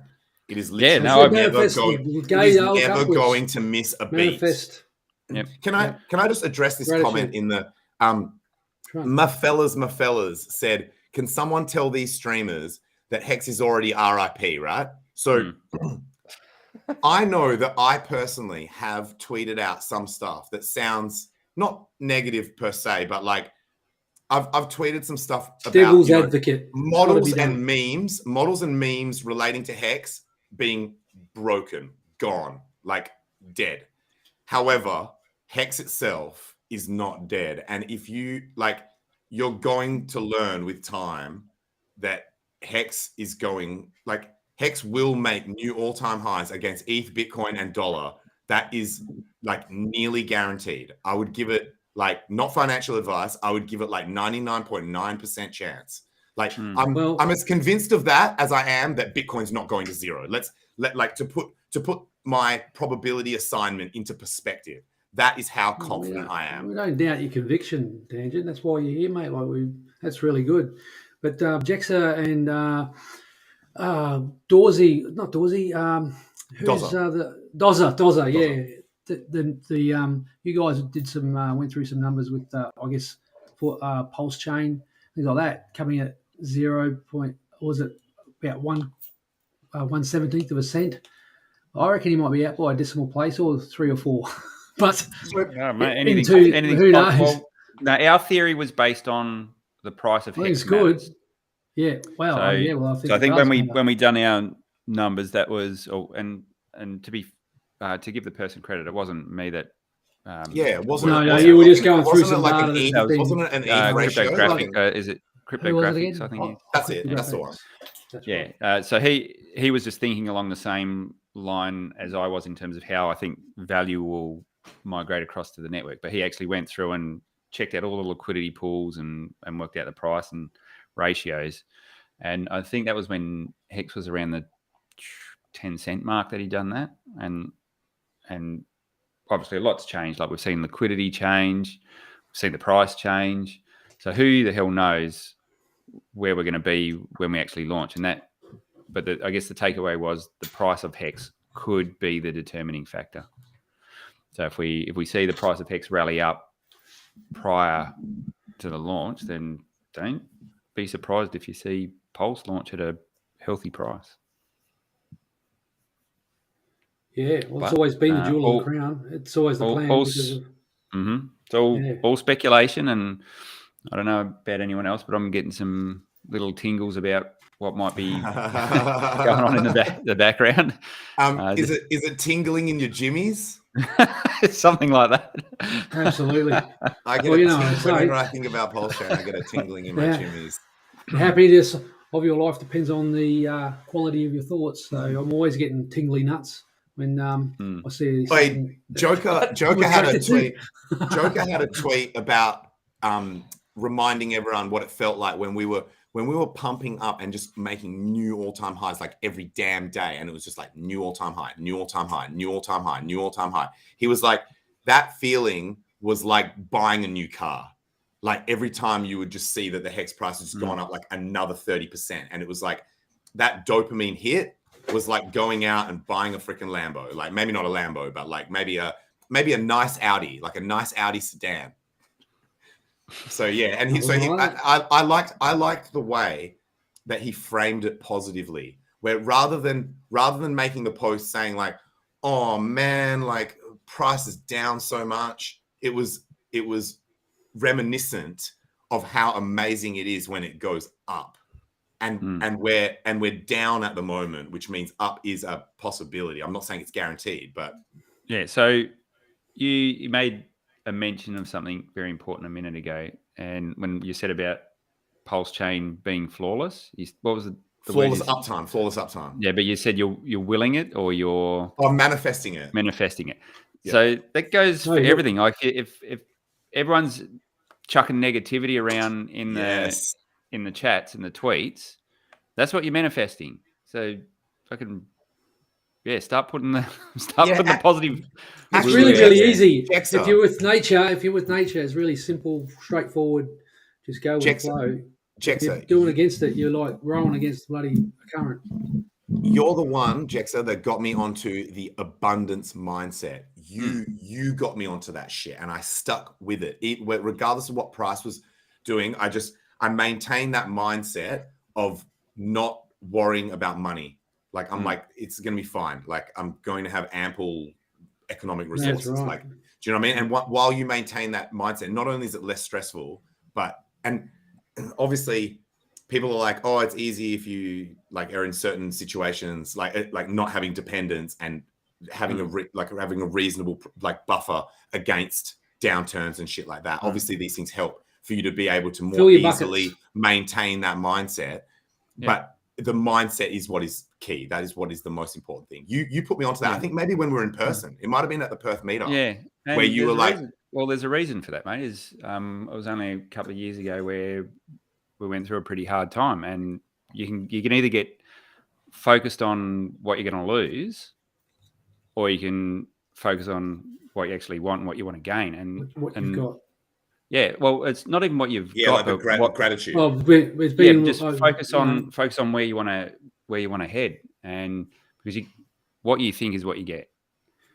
Be content.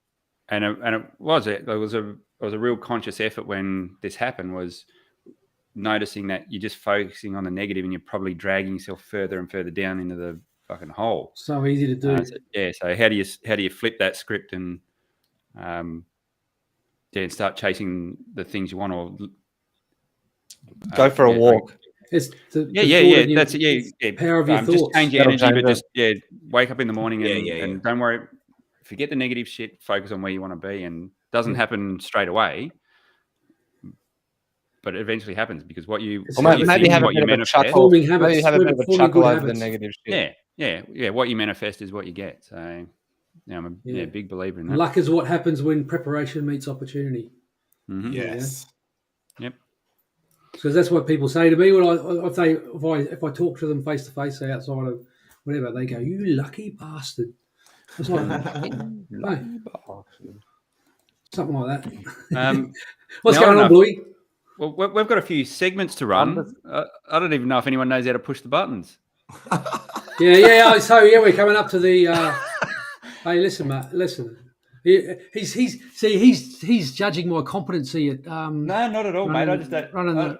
I haven't done it for a while. It is true. I haven't. I agree. A lot of personal issues that I've had to resolve. A lot of personal issues outside of this. So I've had more important things to do. I've never been in charge of pressing the buttons, man. So I don't know how it works.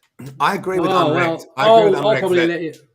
That Bluey hasn't had much talk time. So maybe we should do that segment that Day 43 jokingly suggested ages ago, where it's basically the blue bum gets to just say, "Everyone shut the fuck up, I've got something to say." And then it's just like whatever he wants to talk about. Come on, Bluey. Is it bitch tits or legends? We know you've got all the inside goss on what's happening with Hedron as well. So I want to hear what's actually played out. Oh, yeah. Shut up. He just gets snappy if you talk over him. And I always get in trouble for talking over everyone.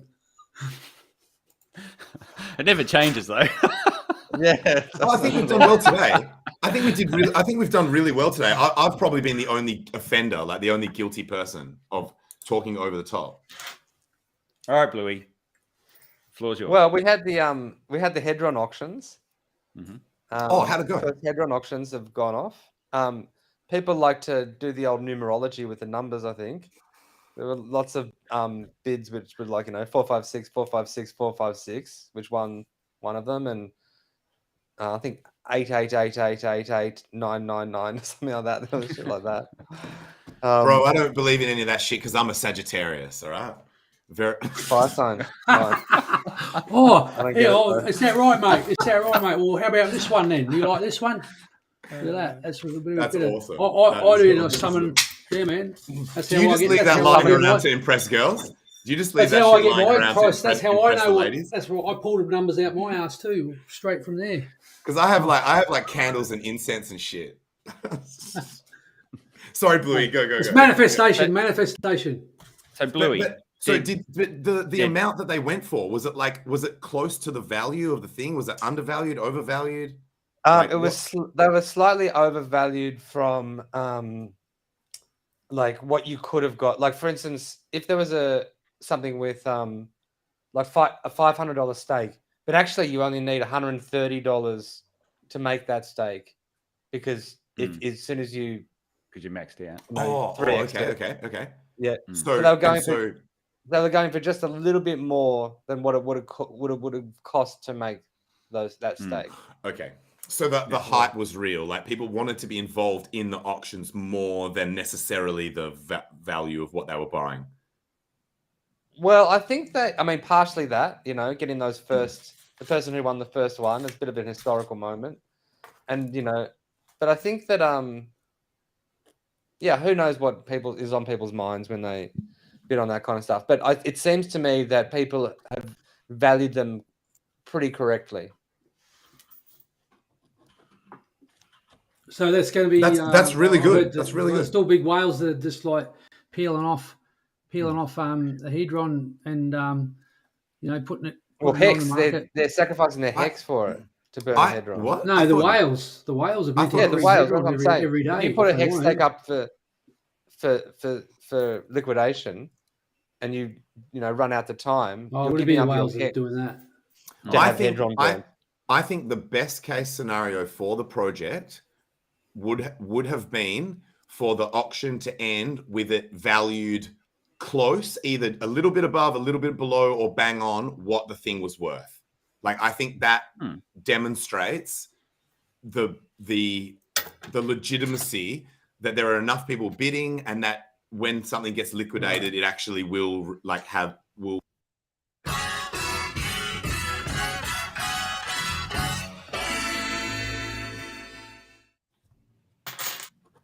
Didn't mean to catch up there, Mr. Tangent. No, all good. Just a dry run, was it, mate? Oh, was that an accident? I thought we were doing, because that's Sammy's segment, right? The Hexagon of the Week. No, that's bitch tits. That's pitch tits. Bitch tits. This is sucking on my titties. Since Sammy's not here, Like I'm just going to give want Hexagon anything. of the Week to myself. I'm going to just call To it. you, what have you done? Actually, a legend. He's going to be Mexican of the Week.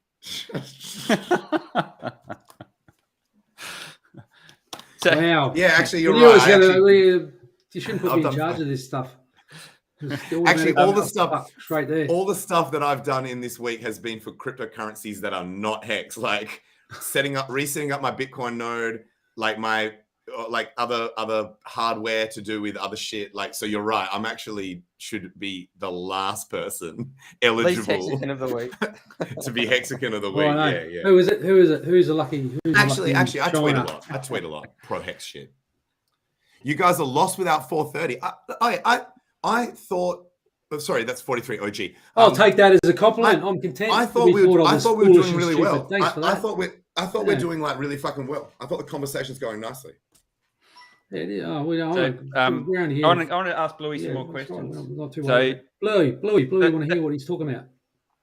That stake that got put up for auction, I'm assuming, so it was a 15-year stake. They've borrowed against it. There's been quite a few. So they would have done a max borrow against that stake for all their hedron. Well, one of them did.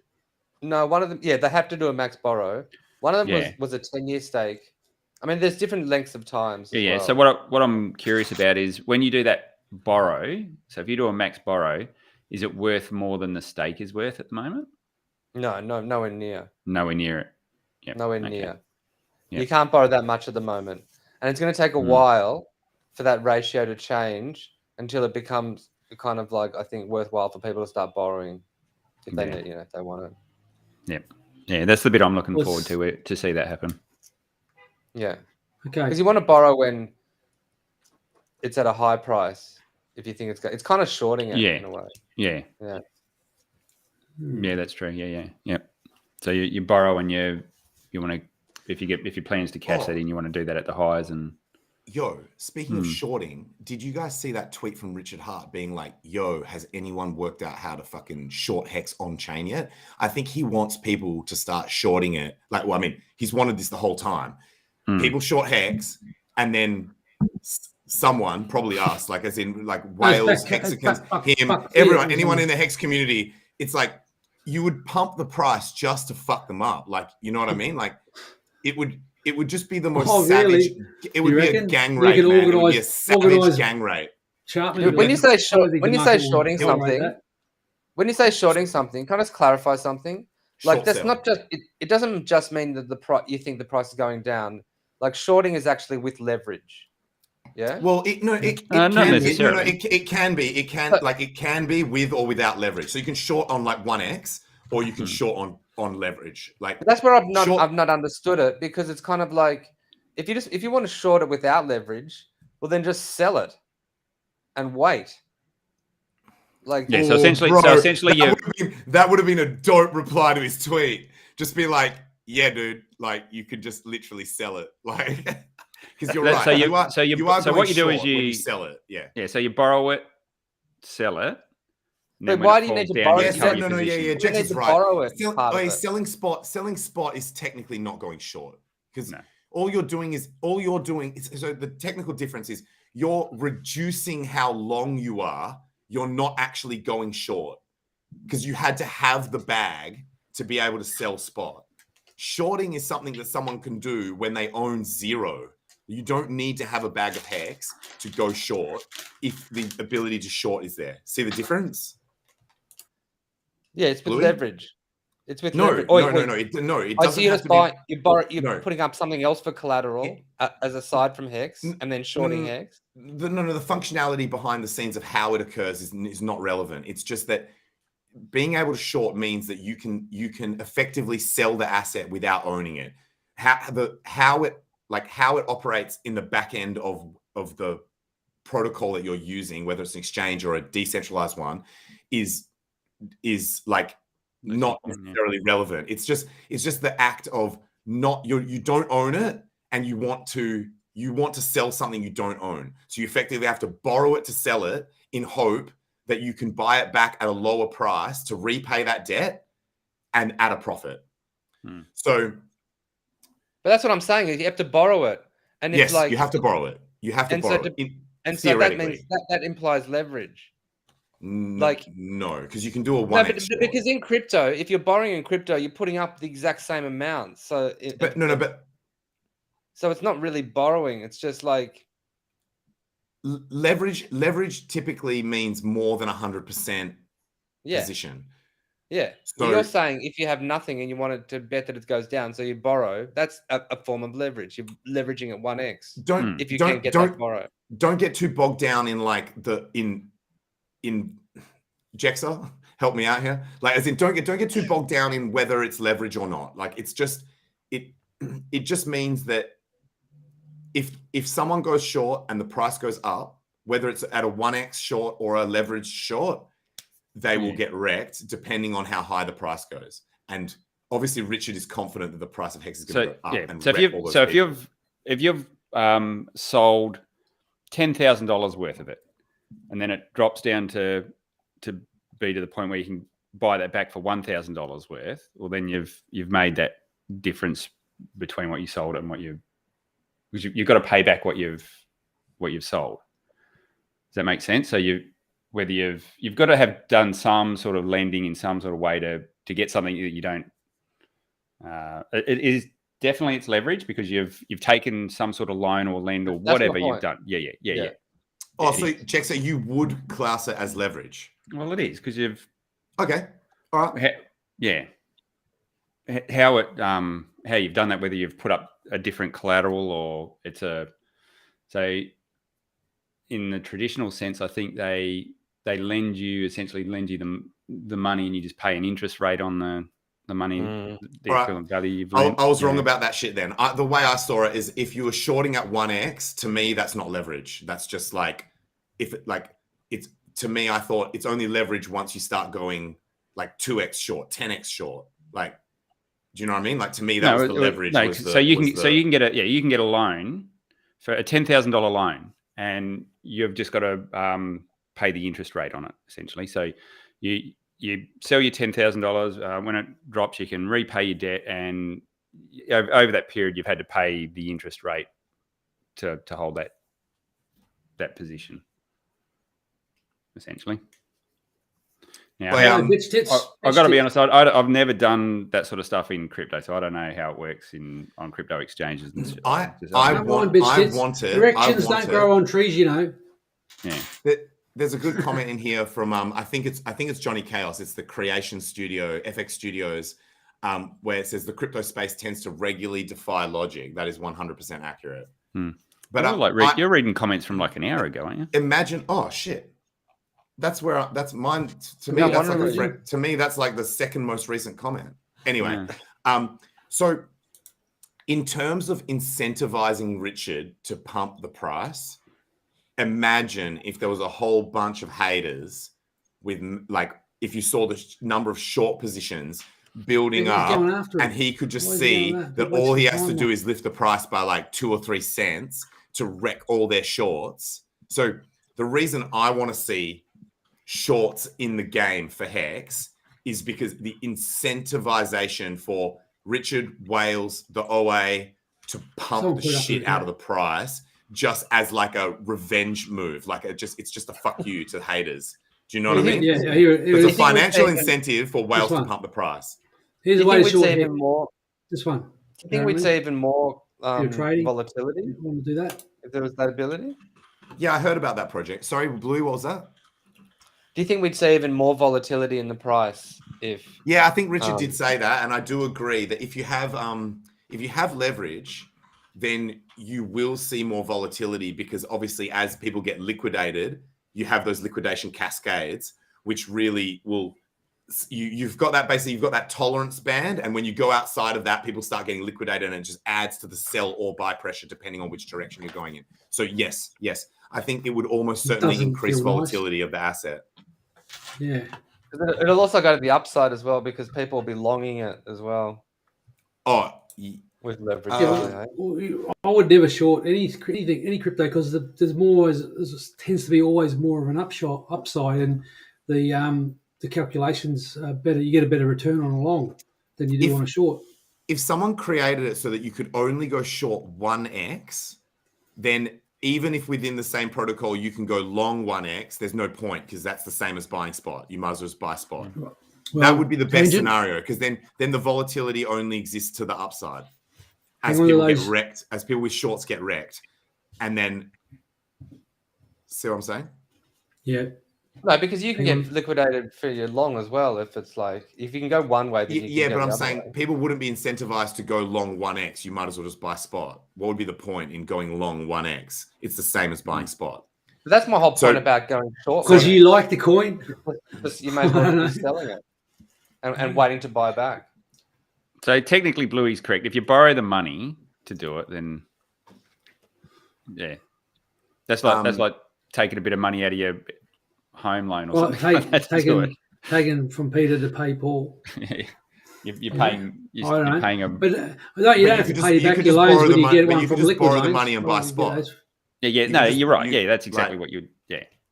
So, and I'm sure some people have done that, right? Like, I'm sure some people have taken legacy loans, either refinanced their house or got a credit card or whatever. Max the credit card. And use that money to max the credit card out. That was effing wild. But I'm like a second-class citizen in my own country because that was actually effing wild. I'm a sole trader. But yeah. When Richard called out Saylor for suggesting that people should be like borrowing against their homes and maxing out credit cards to buy Bitcoin, that is actually one of the most irresponsible things I've ever heard. Crazy. I know some people that did quite well doing that. CZ they got their money back. CZ built his empire. CZ built the Binance empire off doing exactly that. And more to the point, the moral of the story is he did it at a time where the shit was high and he got wrecked doing it, and then came back from that because of how much crypto goes up. So he sold his house or mortgaged his house, went all in on Bitcoin. The price got wrecked. Is that what he did? And then it came back so hard that he was able to start Binance and take over crypto, basically. Like, that's how crazy crypto appreciation can be. Yeah. And Richard says this all the time, right? Like, even in crypto, even if you get in and get wrecked, he said it happened to him. He bought $30 and went down to $2. As long as you don't sell and as long as you're patient, don't sell, be patient. And we're seeing that with Hex right now, right? Yeah. We're seeing that with Hex right now. Like people who you didn't actually need to buy the 4-cent dip like Dozer did. You just had to wait through it and you weren't, and it was okay. Like, patience plus not panic selling equals gains in crypto. Just be objective and don't be emotive when you're doing that stuff because that's where you kind of make mistakes or you make a wrong decision. easy to say, hard to do. So yeah, hard exactly. to It do, was man. do as I say, not as I do, because I'm just like stuffed Scroll, up. So scroll many back things. to the I've made beginning of this chat. And many you'll see, mistakes. It's not even see funny. everyone had a different emotion on where we are right now. So, bro, even though mentally I was sound and my attitude was still positive, I did notice myself tweeting out shit that was borderline negative in that period where Hex price was just absolutely getting crushed down to like sub 5 cents. You know what I mean? Yeah. Yep. It's nearly impossible. If you're a human being, it is nearly impossible to completely avoid that shit. Yeah. Mm-hmm. Yeah. I've got one friend that was he's gone out into the middle of nowhere for a bit of a holiday, and he's been oblivious to everything that's been going on. He's got no phone reception at all out there. So probably having a good time. Yeah. So he's out there. He's out there watching sunsets, being like, "Yeah, my T-shares are paying me every damn day." Comes back, it's like 3 cents. Right. But hey, the best thing might happen. He'll pop out the other side of the bush in 2 weeks, like nothing's ever happened. Yeah. He missed the whole thing. Yeah. And what an amazing free lesson that he will get from that. He will get a stress-free lesson of not panic selling.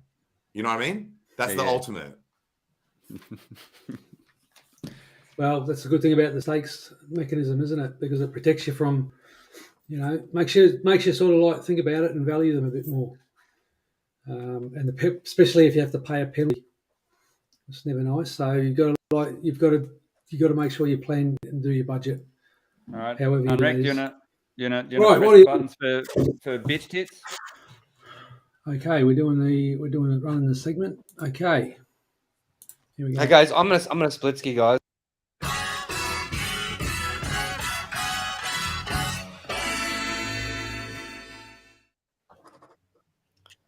Louis. I'm gonna split, guys. I'm no worries, mate. gonna get to and stuff. See you, Bluey. Good to see you, man. Yeah, man. See you guys. If you win, we'll let you know. All right, mate. If what? If you win, No, we'll let you're you out. know. If you're not here, you can't win. I can't win if you're not here. True statement, correct. You're pretty close, Bluey. You're a winner. You're a winner in my mind. Close, Bluey. yeah. But I didn't win, did I? No, you're always a winner to me.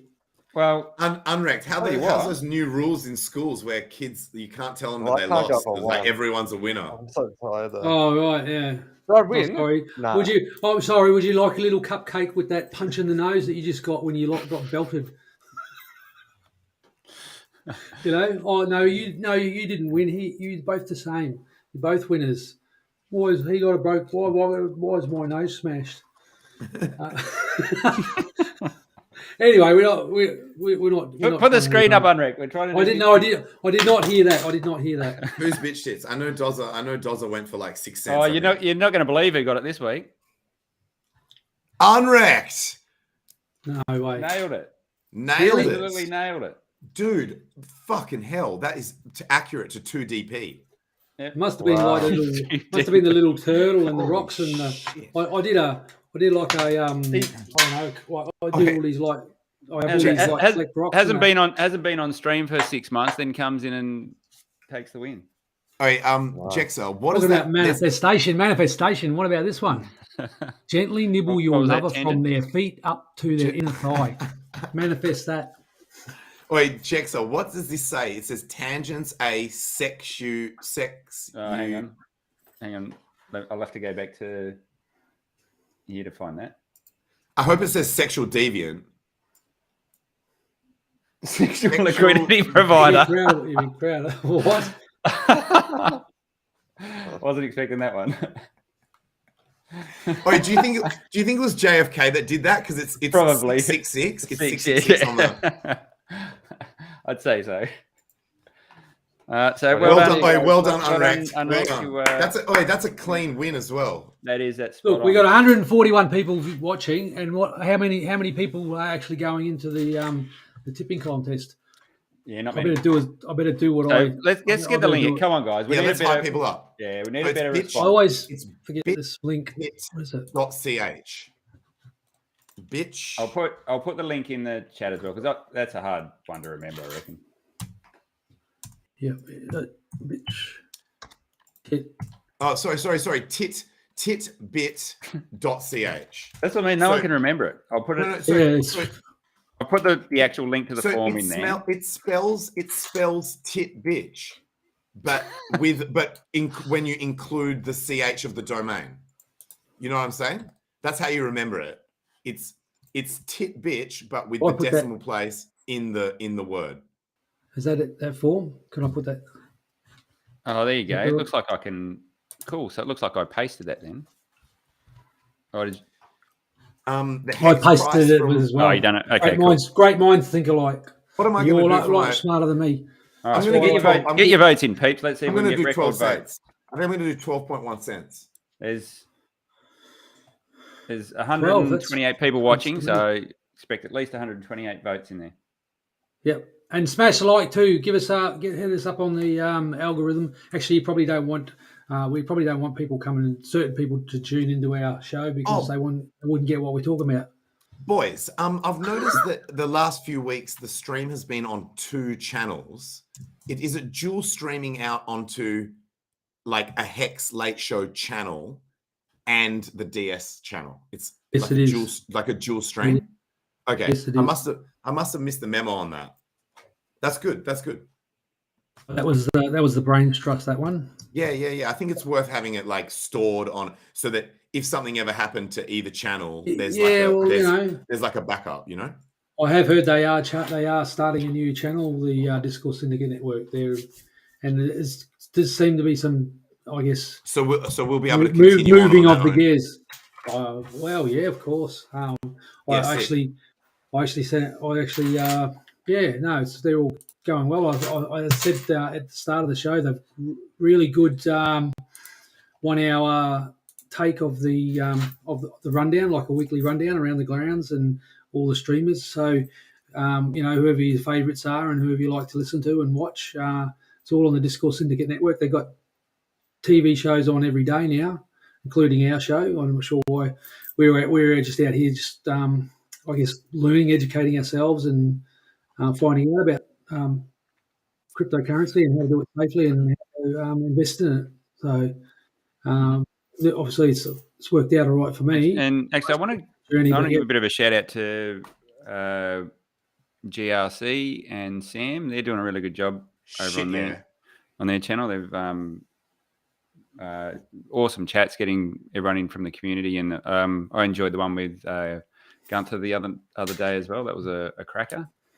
And I think you were on there the other day as well, weren't you, Tangent? Yeah. I really, really like Jim Rat's channel. I think it might actually be my favorite Hex stream. Yeah, that's pretty casual. Aside from ours. No, that's good. That's good. No, man. No, fair. Geez, I mean, he's just done an amazing job. I call him the Joe Rogan of Hex. I call him the Joe. I do kind of like a bit of Wales only. I'm a bit of a fan of Wales. And of course, the crypto stylist is one that's over there now. The ladies discourse was great too on the weekend. I subbed to crypto stylist when I think it was Motley or it might have been Super Hex tweeted out saying let's get her to 1,000 subs or 2,000 subs or something like that. Yeah. Mm-hmm. Yeah. Look. There's a lot of really good channels. I don't like. The fact that I'm singling out Jim Rats and saying that I really, really, really like his streams. I like him too. Is not to discount how amazing all the other streamers are. There's a lot of quality content in this ecosystem. What I like their approach though. They're coming from a position and especially Sam. He's only just been involved with Hex and crypto very recently, but he's like a sponge, man. He just I love the way he thinks. I love his passion. Yeah. I love it. Love it. Yeah. Congratulations to all the 133 people that are watching and all the new streamers. Good luck, and the key is to keep the company only with the people who uplift you with their presence and forth for your best. Bring the people in that actually build you up and add value to your life. And Hexicans is a great community. It's we're always sharing, bouncing different ideas. We don't always agree on things, but at least we can have a mature conversation and suss it out. Because, I mean, some of this stuff is hard. This is hard, especially we're in a bear market, and we've had to, like, psychologically, I mean, it's knocked me around. I've got to admit it. Like, it's like when you see your bag go down, like from where it was and from the all-time high. It's even though you know you're staked and you can't touch it anyway. I tell you what. It's painful, man. I would It's painful. Yeah, it's It's I thought painful. well, The try only thing to do the in the spirit of looking forward, I think we've got some really good things heading our way. We've this chain's about to launch. Where if this is the bottom for Hex or for the market, who knows? But we've seen all liquidity drained out of all the liquidity pools. You get that feeling there's something's about to pop. So I think we've got some really, really good things to look forward to, and that's really what we should be focusing on is building up the community and getting out those positive vibes and all that juju. Good vibes only. Yeah. Well done, Jexer. Yeah.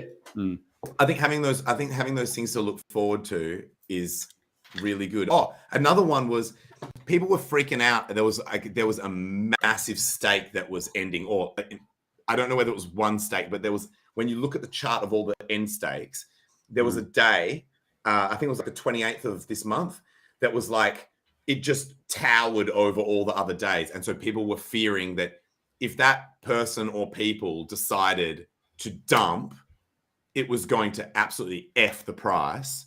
And we got through that day and the person either left it liquid holding it or restaked it. I didn't go and look, but the price definitely did not dump. We went up. So we are past that. Like, we are past that fear point now. So that's one less reason to be afraid of holding/buying Hex. Yep. There's whichever way you look at it, it's been on a big discount this last week. So it's got to take advantage of those times when you can. Yeah, look, that's another interesting thing I wanted to point out.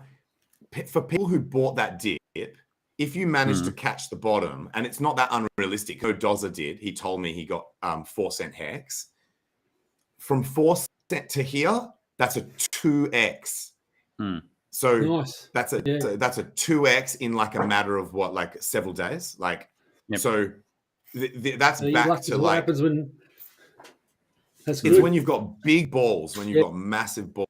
It's like you said, Unwrapped, it's the luck. What was it? Combination of opportunity and skill, or whatever. Opportunity and prepare. The opportunity meets luck is what happens when opportunity meets. Also, preparedness meets opportunity. Yeah. I don't know whether you sort of recall this, but Richard's tweets before they were so many used to be a little bit cryptic. Do you remember that? Yeah, I remember that. Yeah.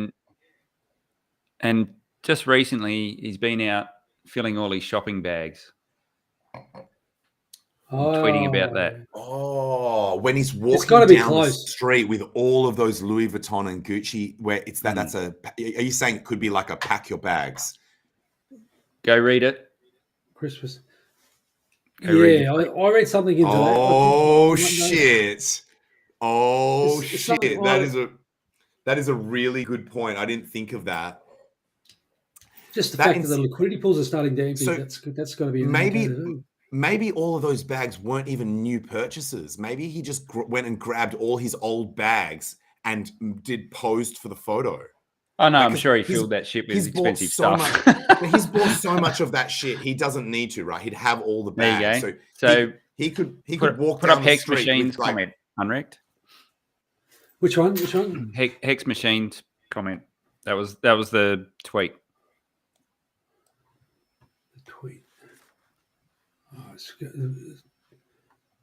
This one? Nah, from Hex Machine. Everyone just filled in like a bunch of. Everyone just put all comments at the same time. I didn't see it. Gone all the way back. Oh, filling his bag at the bottom. Where is he gone? Where you going, mate? Can't find it. They got it. Right, gotcha.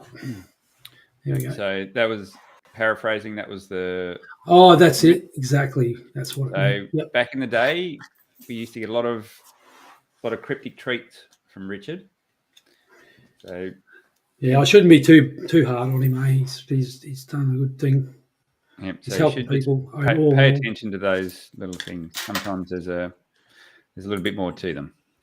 Also, if you, I think for me personally, not financial advice, but if you look at downside risk, right? When something has come down, capitulated, and then particularly there was someone who pulled all their liquidity out of the LP and sold their hex that caused that crash down to like sub 3 cent or whatever for a second, where they just dumped a whole shitload of hex, like a few mil or whatever. And so when you have a capitulation event like that, I was saying it's similar to minor capitulation in Bitcoin. When you have people who were like either people emergency end staking or who were liquidity providers, i.e. profiting off holding hex, like in a derivative way, like capitulating out and being like, no, I'm out. That is a bottom signal in itself. But even if you ignore that, now we've basically built market structure above those prices. So now we've actually got, we've got support levels, like recent support levels below us. So if you were to do this from a trading perspective where you're like, I'm going to buy some hex here.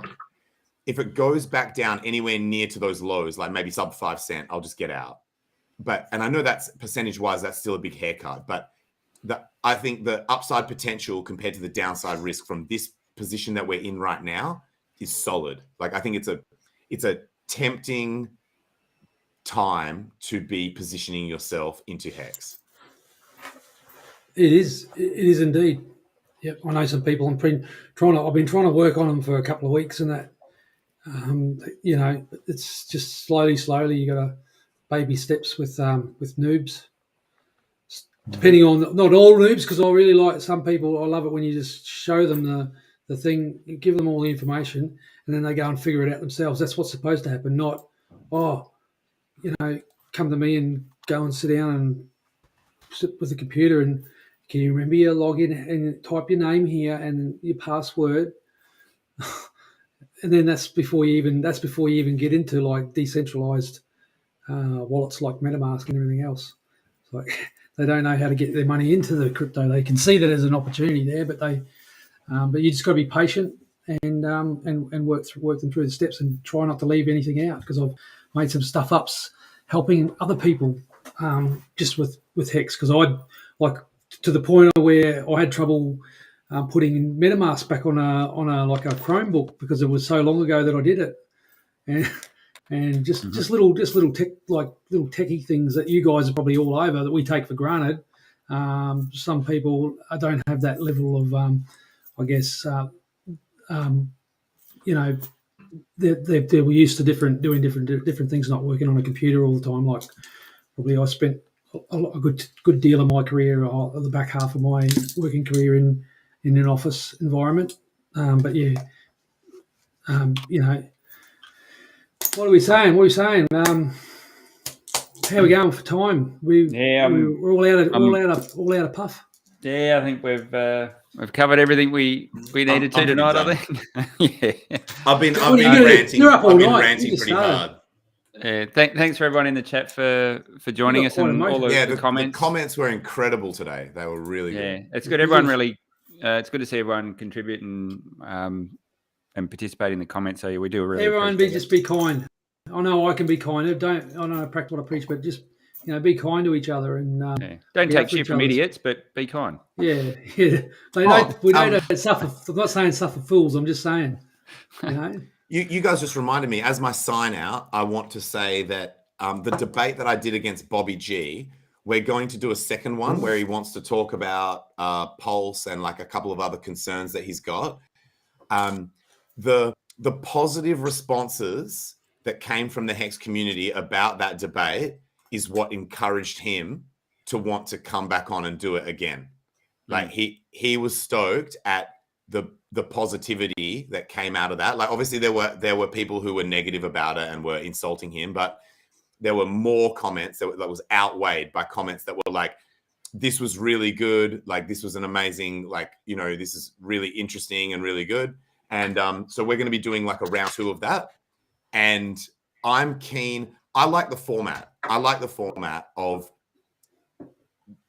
you know, like a somewhat adversarial querying or questioning to really keep me on my A game in terms of being forced into a position where rather than me just spouting shit that I know that everyone in the chat is going to agree with, assuming that my comments are pro-hex, this puts me in a position where it's really tests your knowledge. It really, but more than that, it tests my ability to explain it to someone who is like hating, for lack of a better word, in a way that they will either at least concede that I've got a decent point or even turn them around. So, and get them to, so 2 for 2 now, the people that I've debated have both said that they're considering buying Hex. Like the first guy was, I forget, Thrice Hermes, whose Twitter handle was something slightly different. It was Moon Boy, I think it was, or Moon. Maybe you should have got Legend of the Week. Hey. Oh, actually, you know what? That actually would probably be worthy of Hex Legend, is turning 2 haters into buyers. That's pretty fucking epic. You know what? That's what you do. I'll take it. I'll take it. You hang on to that youthful enthusiasm. Thanks, You'll need it when you're older. So in that vein, when you're dealing with people on Twitter, half the time they're coming from a place of ignorance. So spitting venom doesn't move the conversation forward. It just confirms that they're right. They're like, yeah, these people are fucked. They're like, I was right. These people are fucked. So yeah, so what I would ask, I don't expect everyone to have the same level of patience. I'm not saying that I have. I'm saying in general. You know, when your mum used to tell you when you're a kid, I have. It's been over 2 hours since I've had sex. If you don't have anything nice to say, don't say anything at all. It's probably better to, if your reaction to someone's post is like, you're a fucking clown, it's probably better to just not say anything and allow the Hexicans who do. So, because we will rotate. Like sometimes I won't be fucked. And sometimes I'll be in a mood where I can be fucked to patiently explain things to haters. So as a team, we will. What haters? I don't see any haters. We will rotate. Yeah, but you're in the Hex echo chamber. You're in the echo chamber, bro. I'm in a little bubble wrap. If you're not seeing haters, you're in the echo chamber. But what I'm saying is, as a team, we can take turns in peacefully and respectfully responding to haters. And if everyone takes the attitude of like, when you're in a mood where you just want to tell them that they're a fucking idiot, if you stay silent in that moment, overall, I think we're going to have a win in converting people. Yep. And I will personally also try to be better, because I mean, I like to shit on haters as well, as much as the next guy. Yeah, you want to bait them up. Yeah, that's right. Give them shit. Why not? So I put a tweet out just saying, look, everyone, just for a couple of weeks, just for 2 weeks even, just try a different tack and see what sort of response you get. Just have a crack. Especially leading into the Pulse launch. If we could do that as a team, that would be fucking incredible. Yep. Yeah, well, I mean, it seems to be the way that when the price is going down, we have all this nonsense, and then when the price is going up, everyone's cheering. So, you just reminded me of something they said on Technical Roundup that I really, really like. I was like, wait, is that even right? And then I was like, oh my God, they're right. They were like, in crypto, in general, when the price is going up, fundamentals are better as well. You've got more new users, more value being locked up, more people, more positive sentiment, more of it, right? And when the price is going down, all those metrics flip. So, but this is not just, I don't like the price going down, so I'm going to sell. These are actually fundamental metrics that you can point to: user adoption, sentiment, so it is true. So that reflexiveness that Richard Hart talks about, it runs deeper than even Richard was able to articulate. The fundamentals actually move with the price action. So and I'm sure it's a two-way street, right? Like, so if we can keep that positivity going within the Hex community, what's funny, Jackson? That's it. They're all going, I thought you guys were going away 5 minutes ago. Yeah, sorry. Jabbering on. No. So many topics came up. So many topics came up that I think were worth talking about in that sprint to the finish. Be strict on yourself. Be tolerant of others, and respect other people's opinion if it's different from yours. I know that sometimes they just don't get it, and they're a little bit like IQ challenged or whatever. Don't go around saying you got a big dick and a high IQ to people. Like, who does that? I mean, fucking hell. Anyway, on that note, we love you, Richie. We love you. I've got more. I could probably just focus on fixing yourself before you criticize others. Fucking love you, Richard. Debate me. Yeah, don't go tangent. He's that'd be a really good conversation. You two really think alike, and I think it'd be an excellent opportunity to. But yeah, obviously he's in a place where he's got to get the numbers now, and that's all he cares about. That's fine. All right, guys. Until next time. Okay. Yeah, have a good night, guys. That was really fun. Thanks, guys.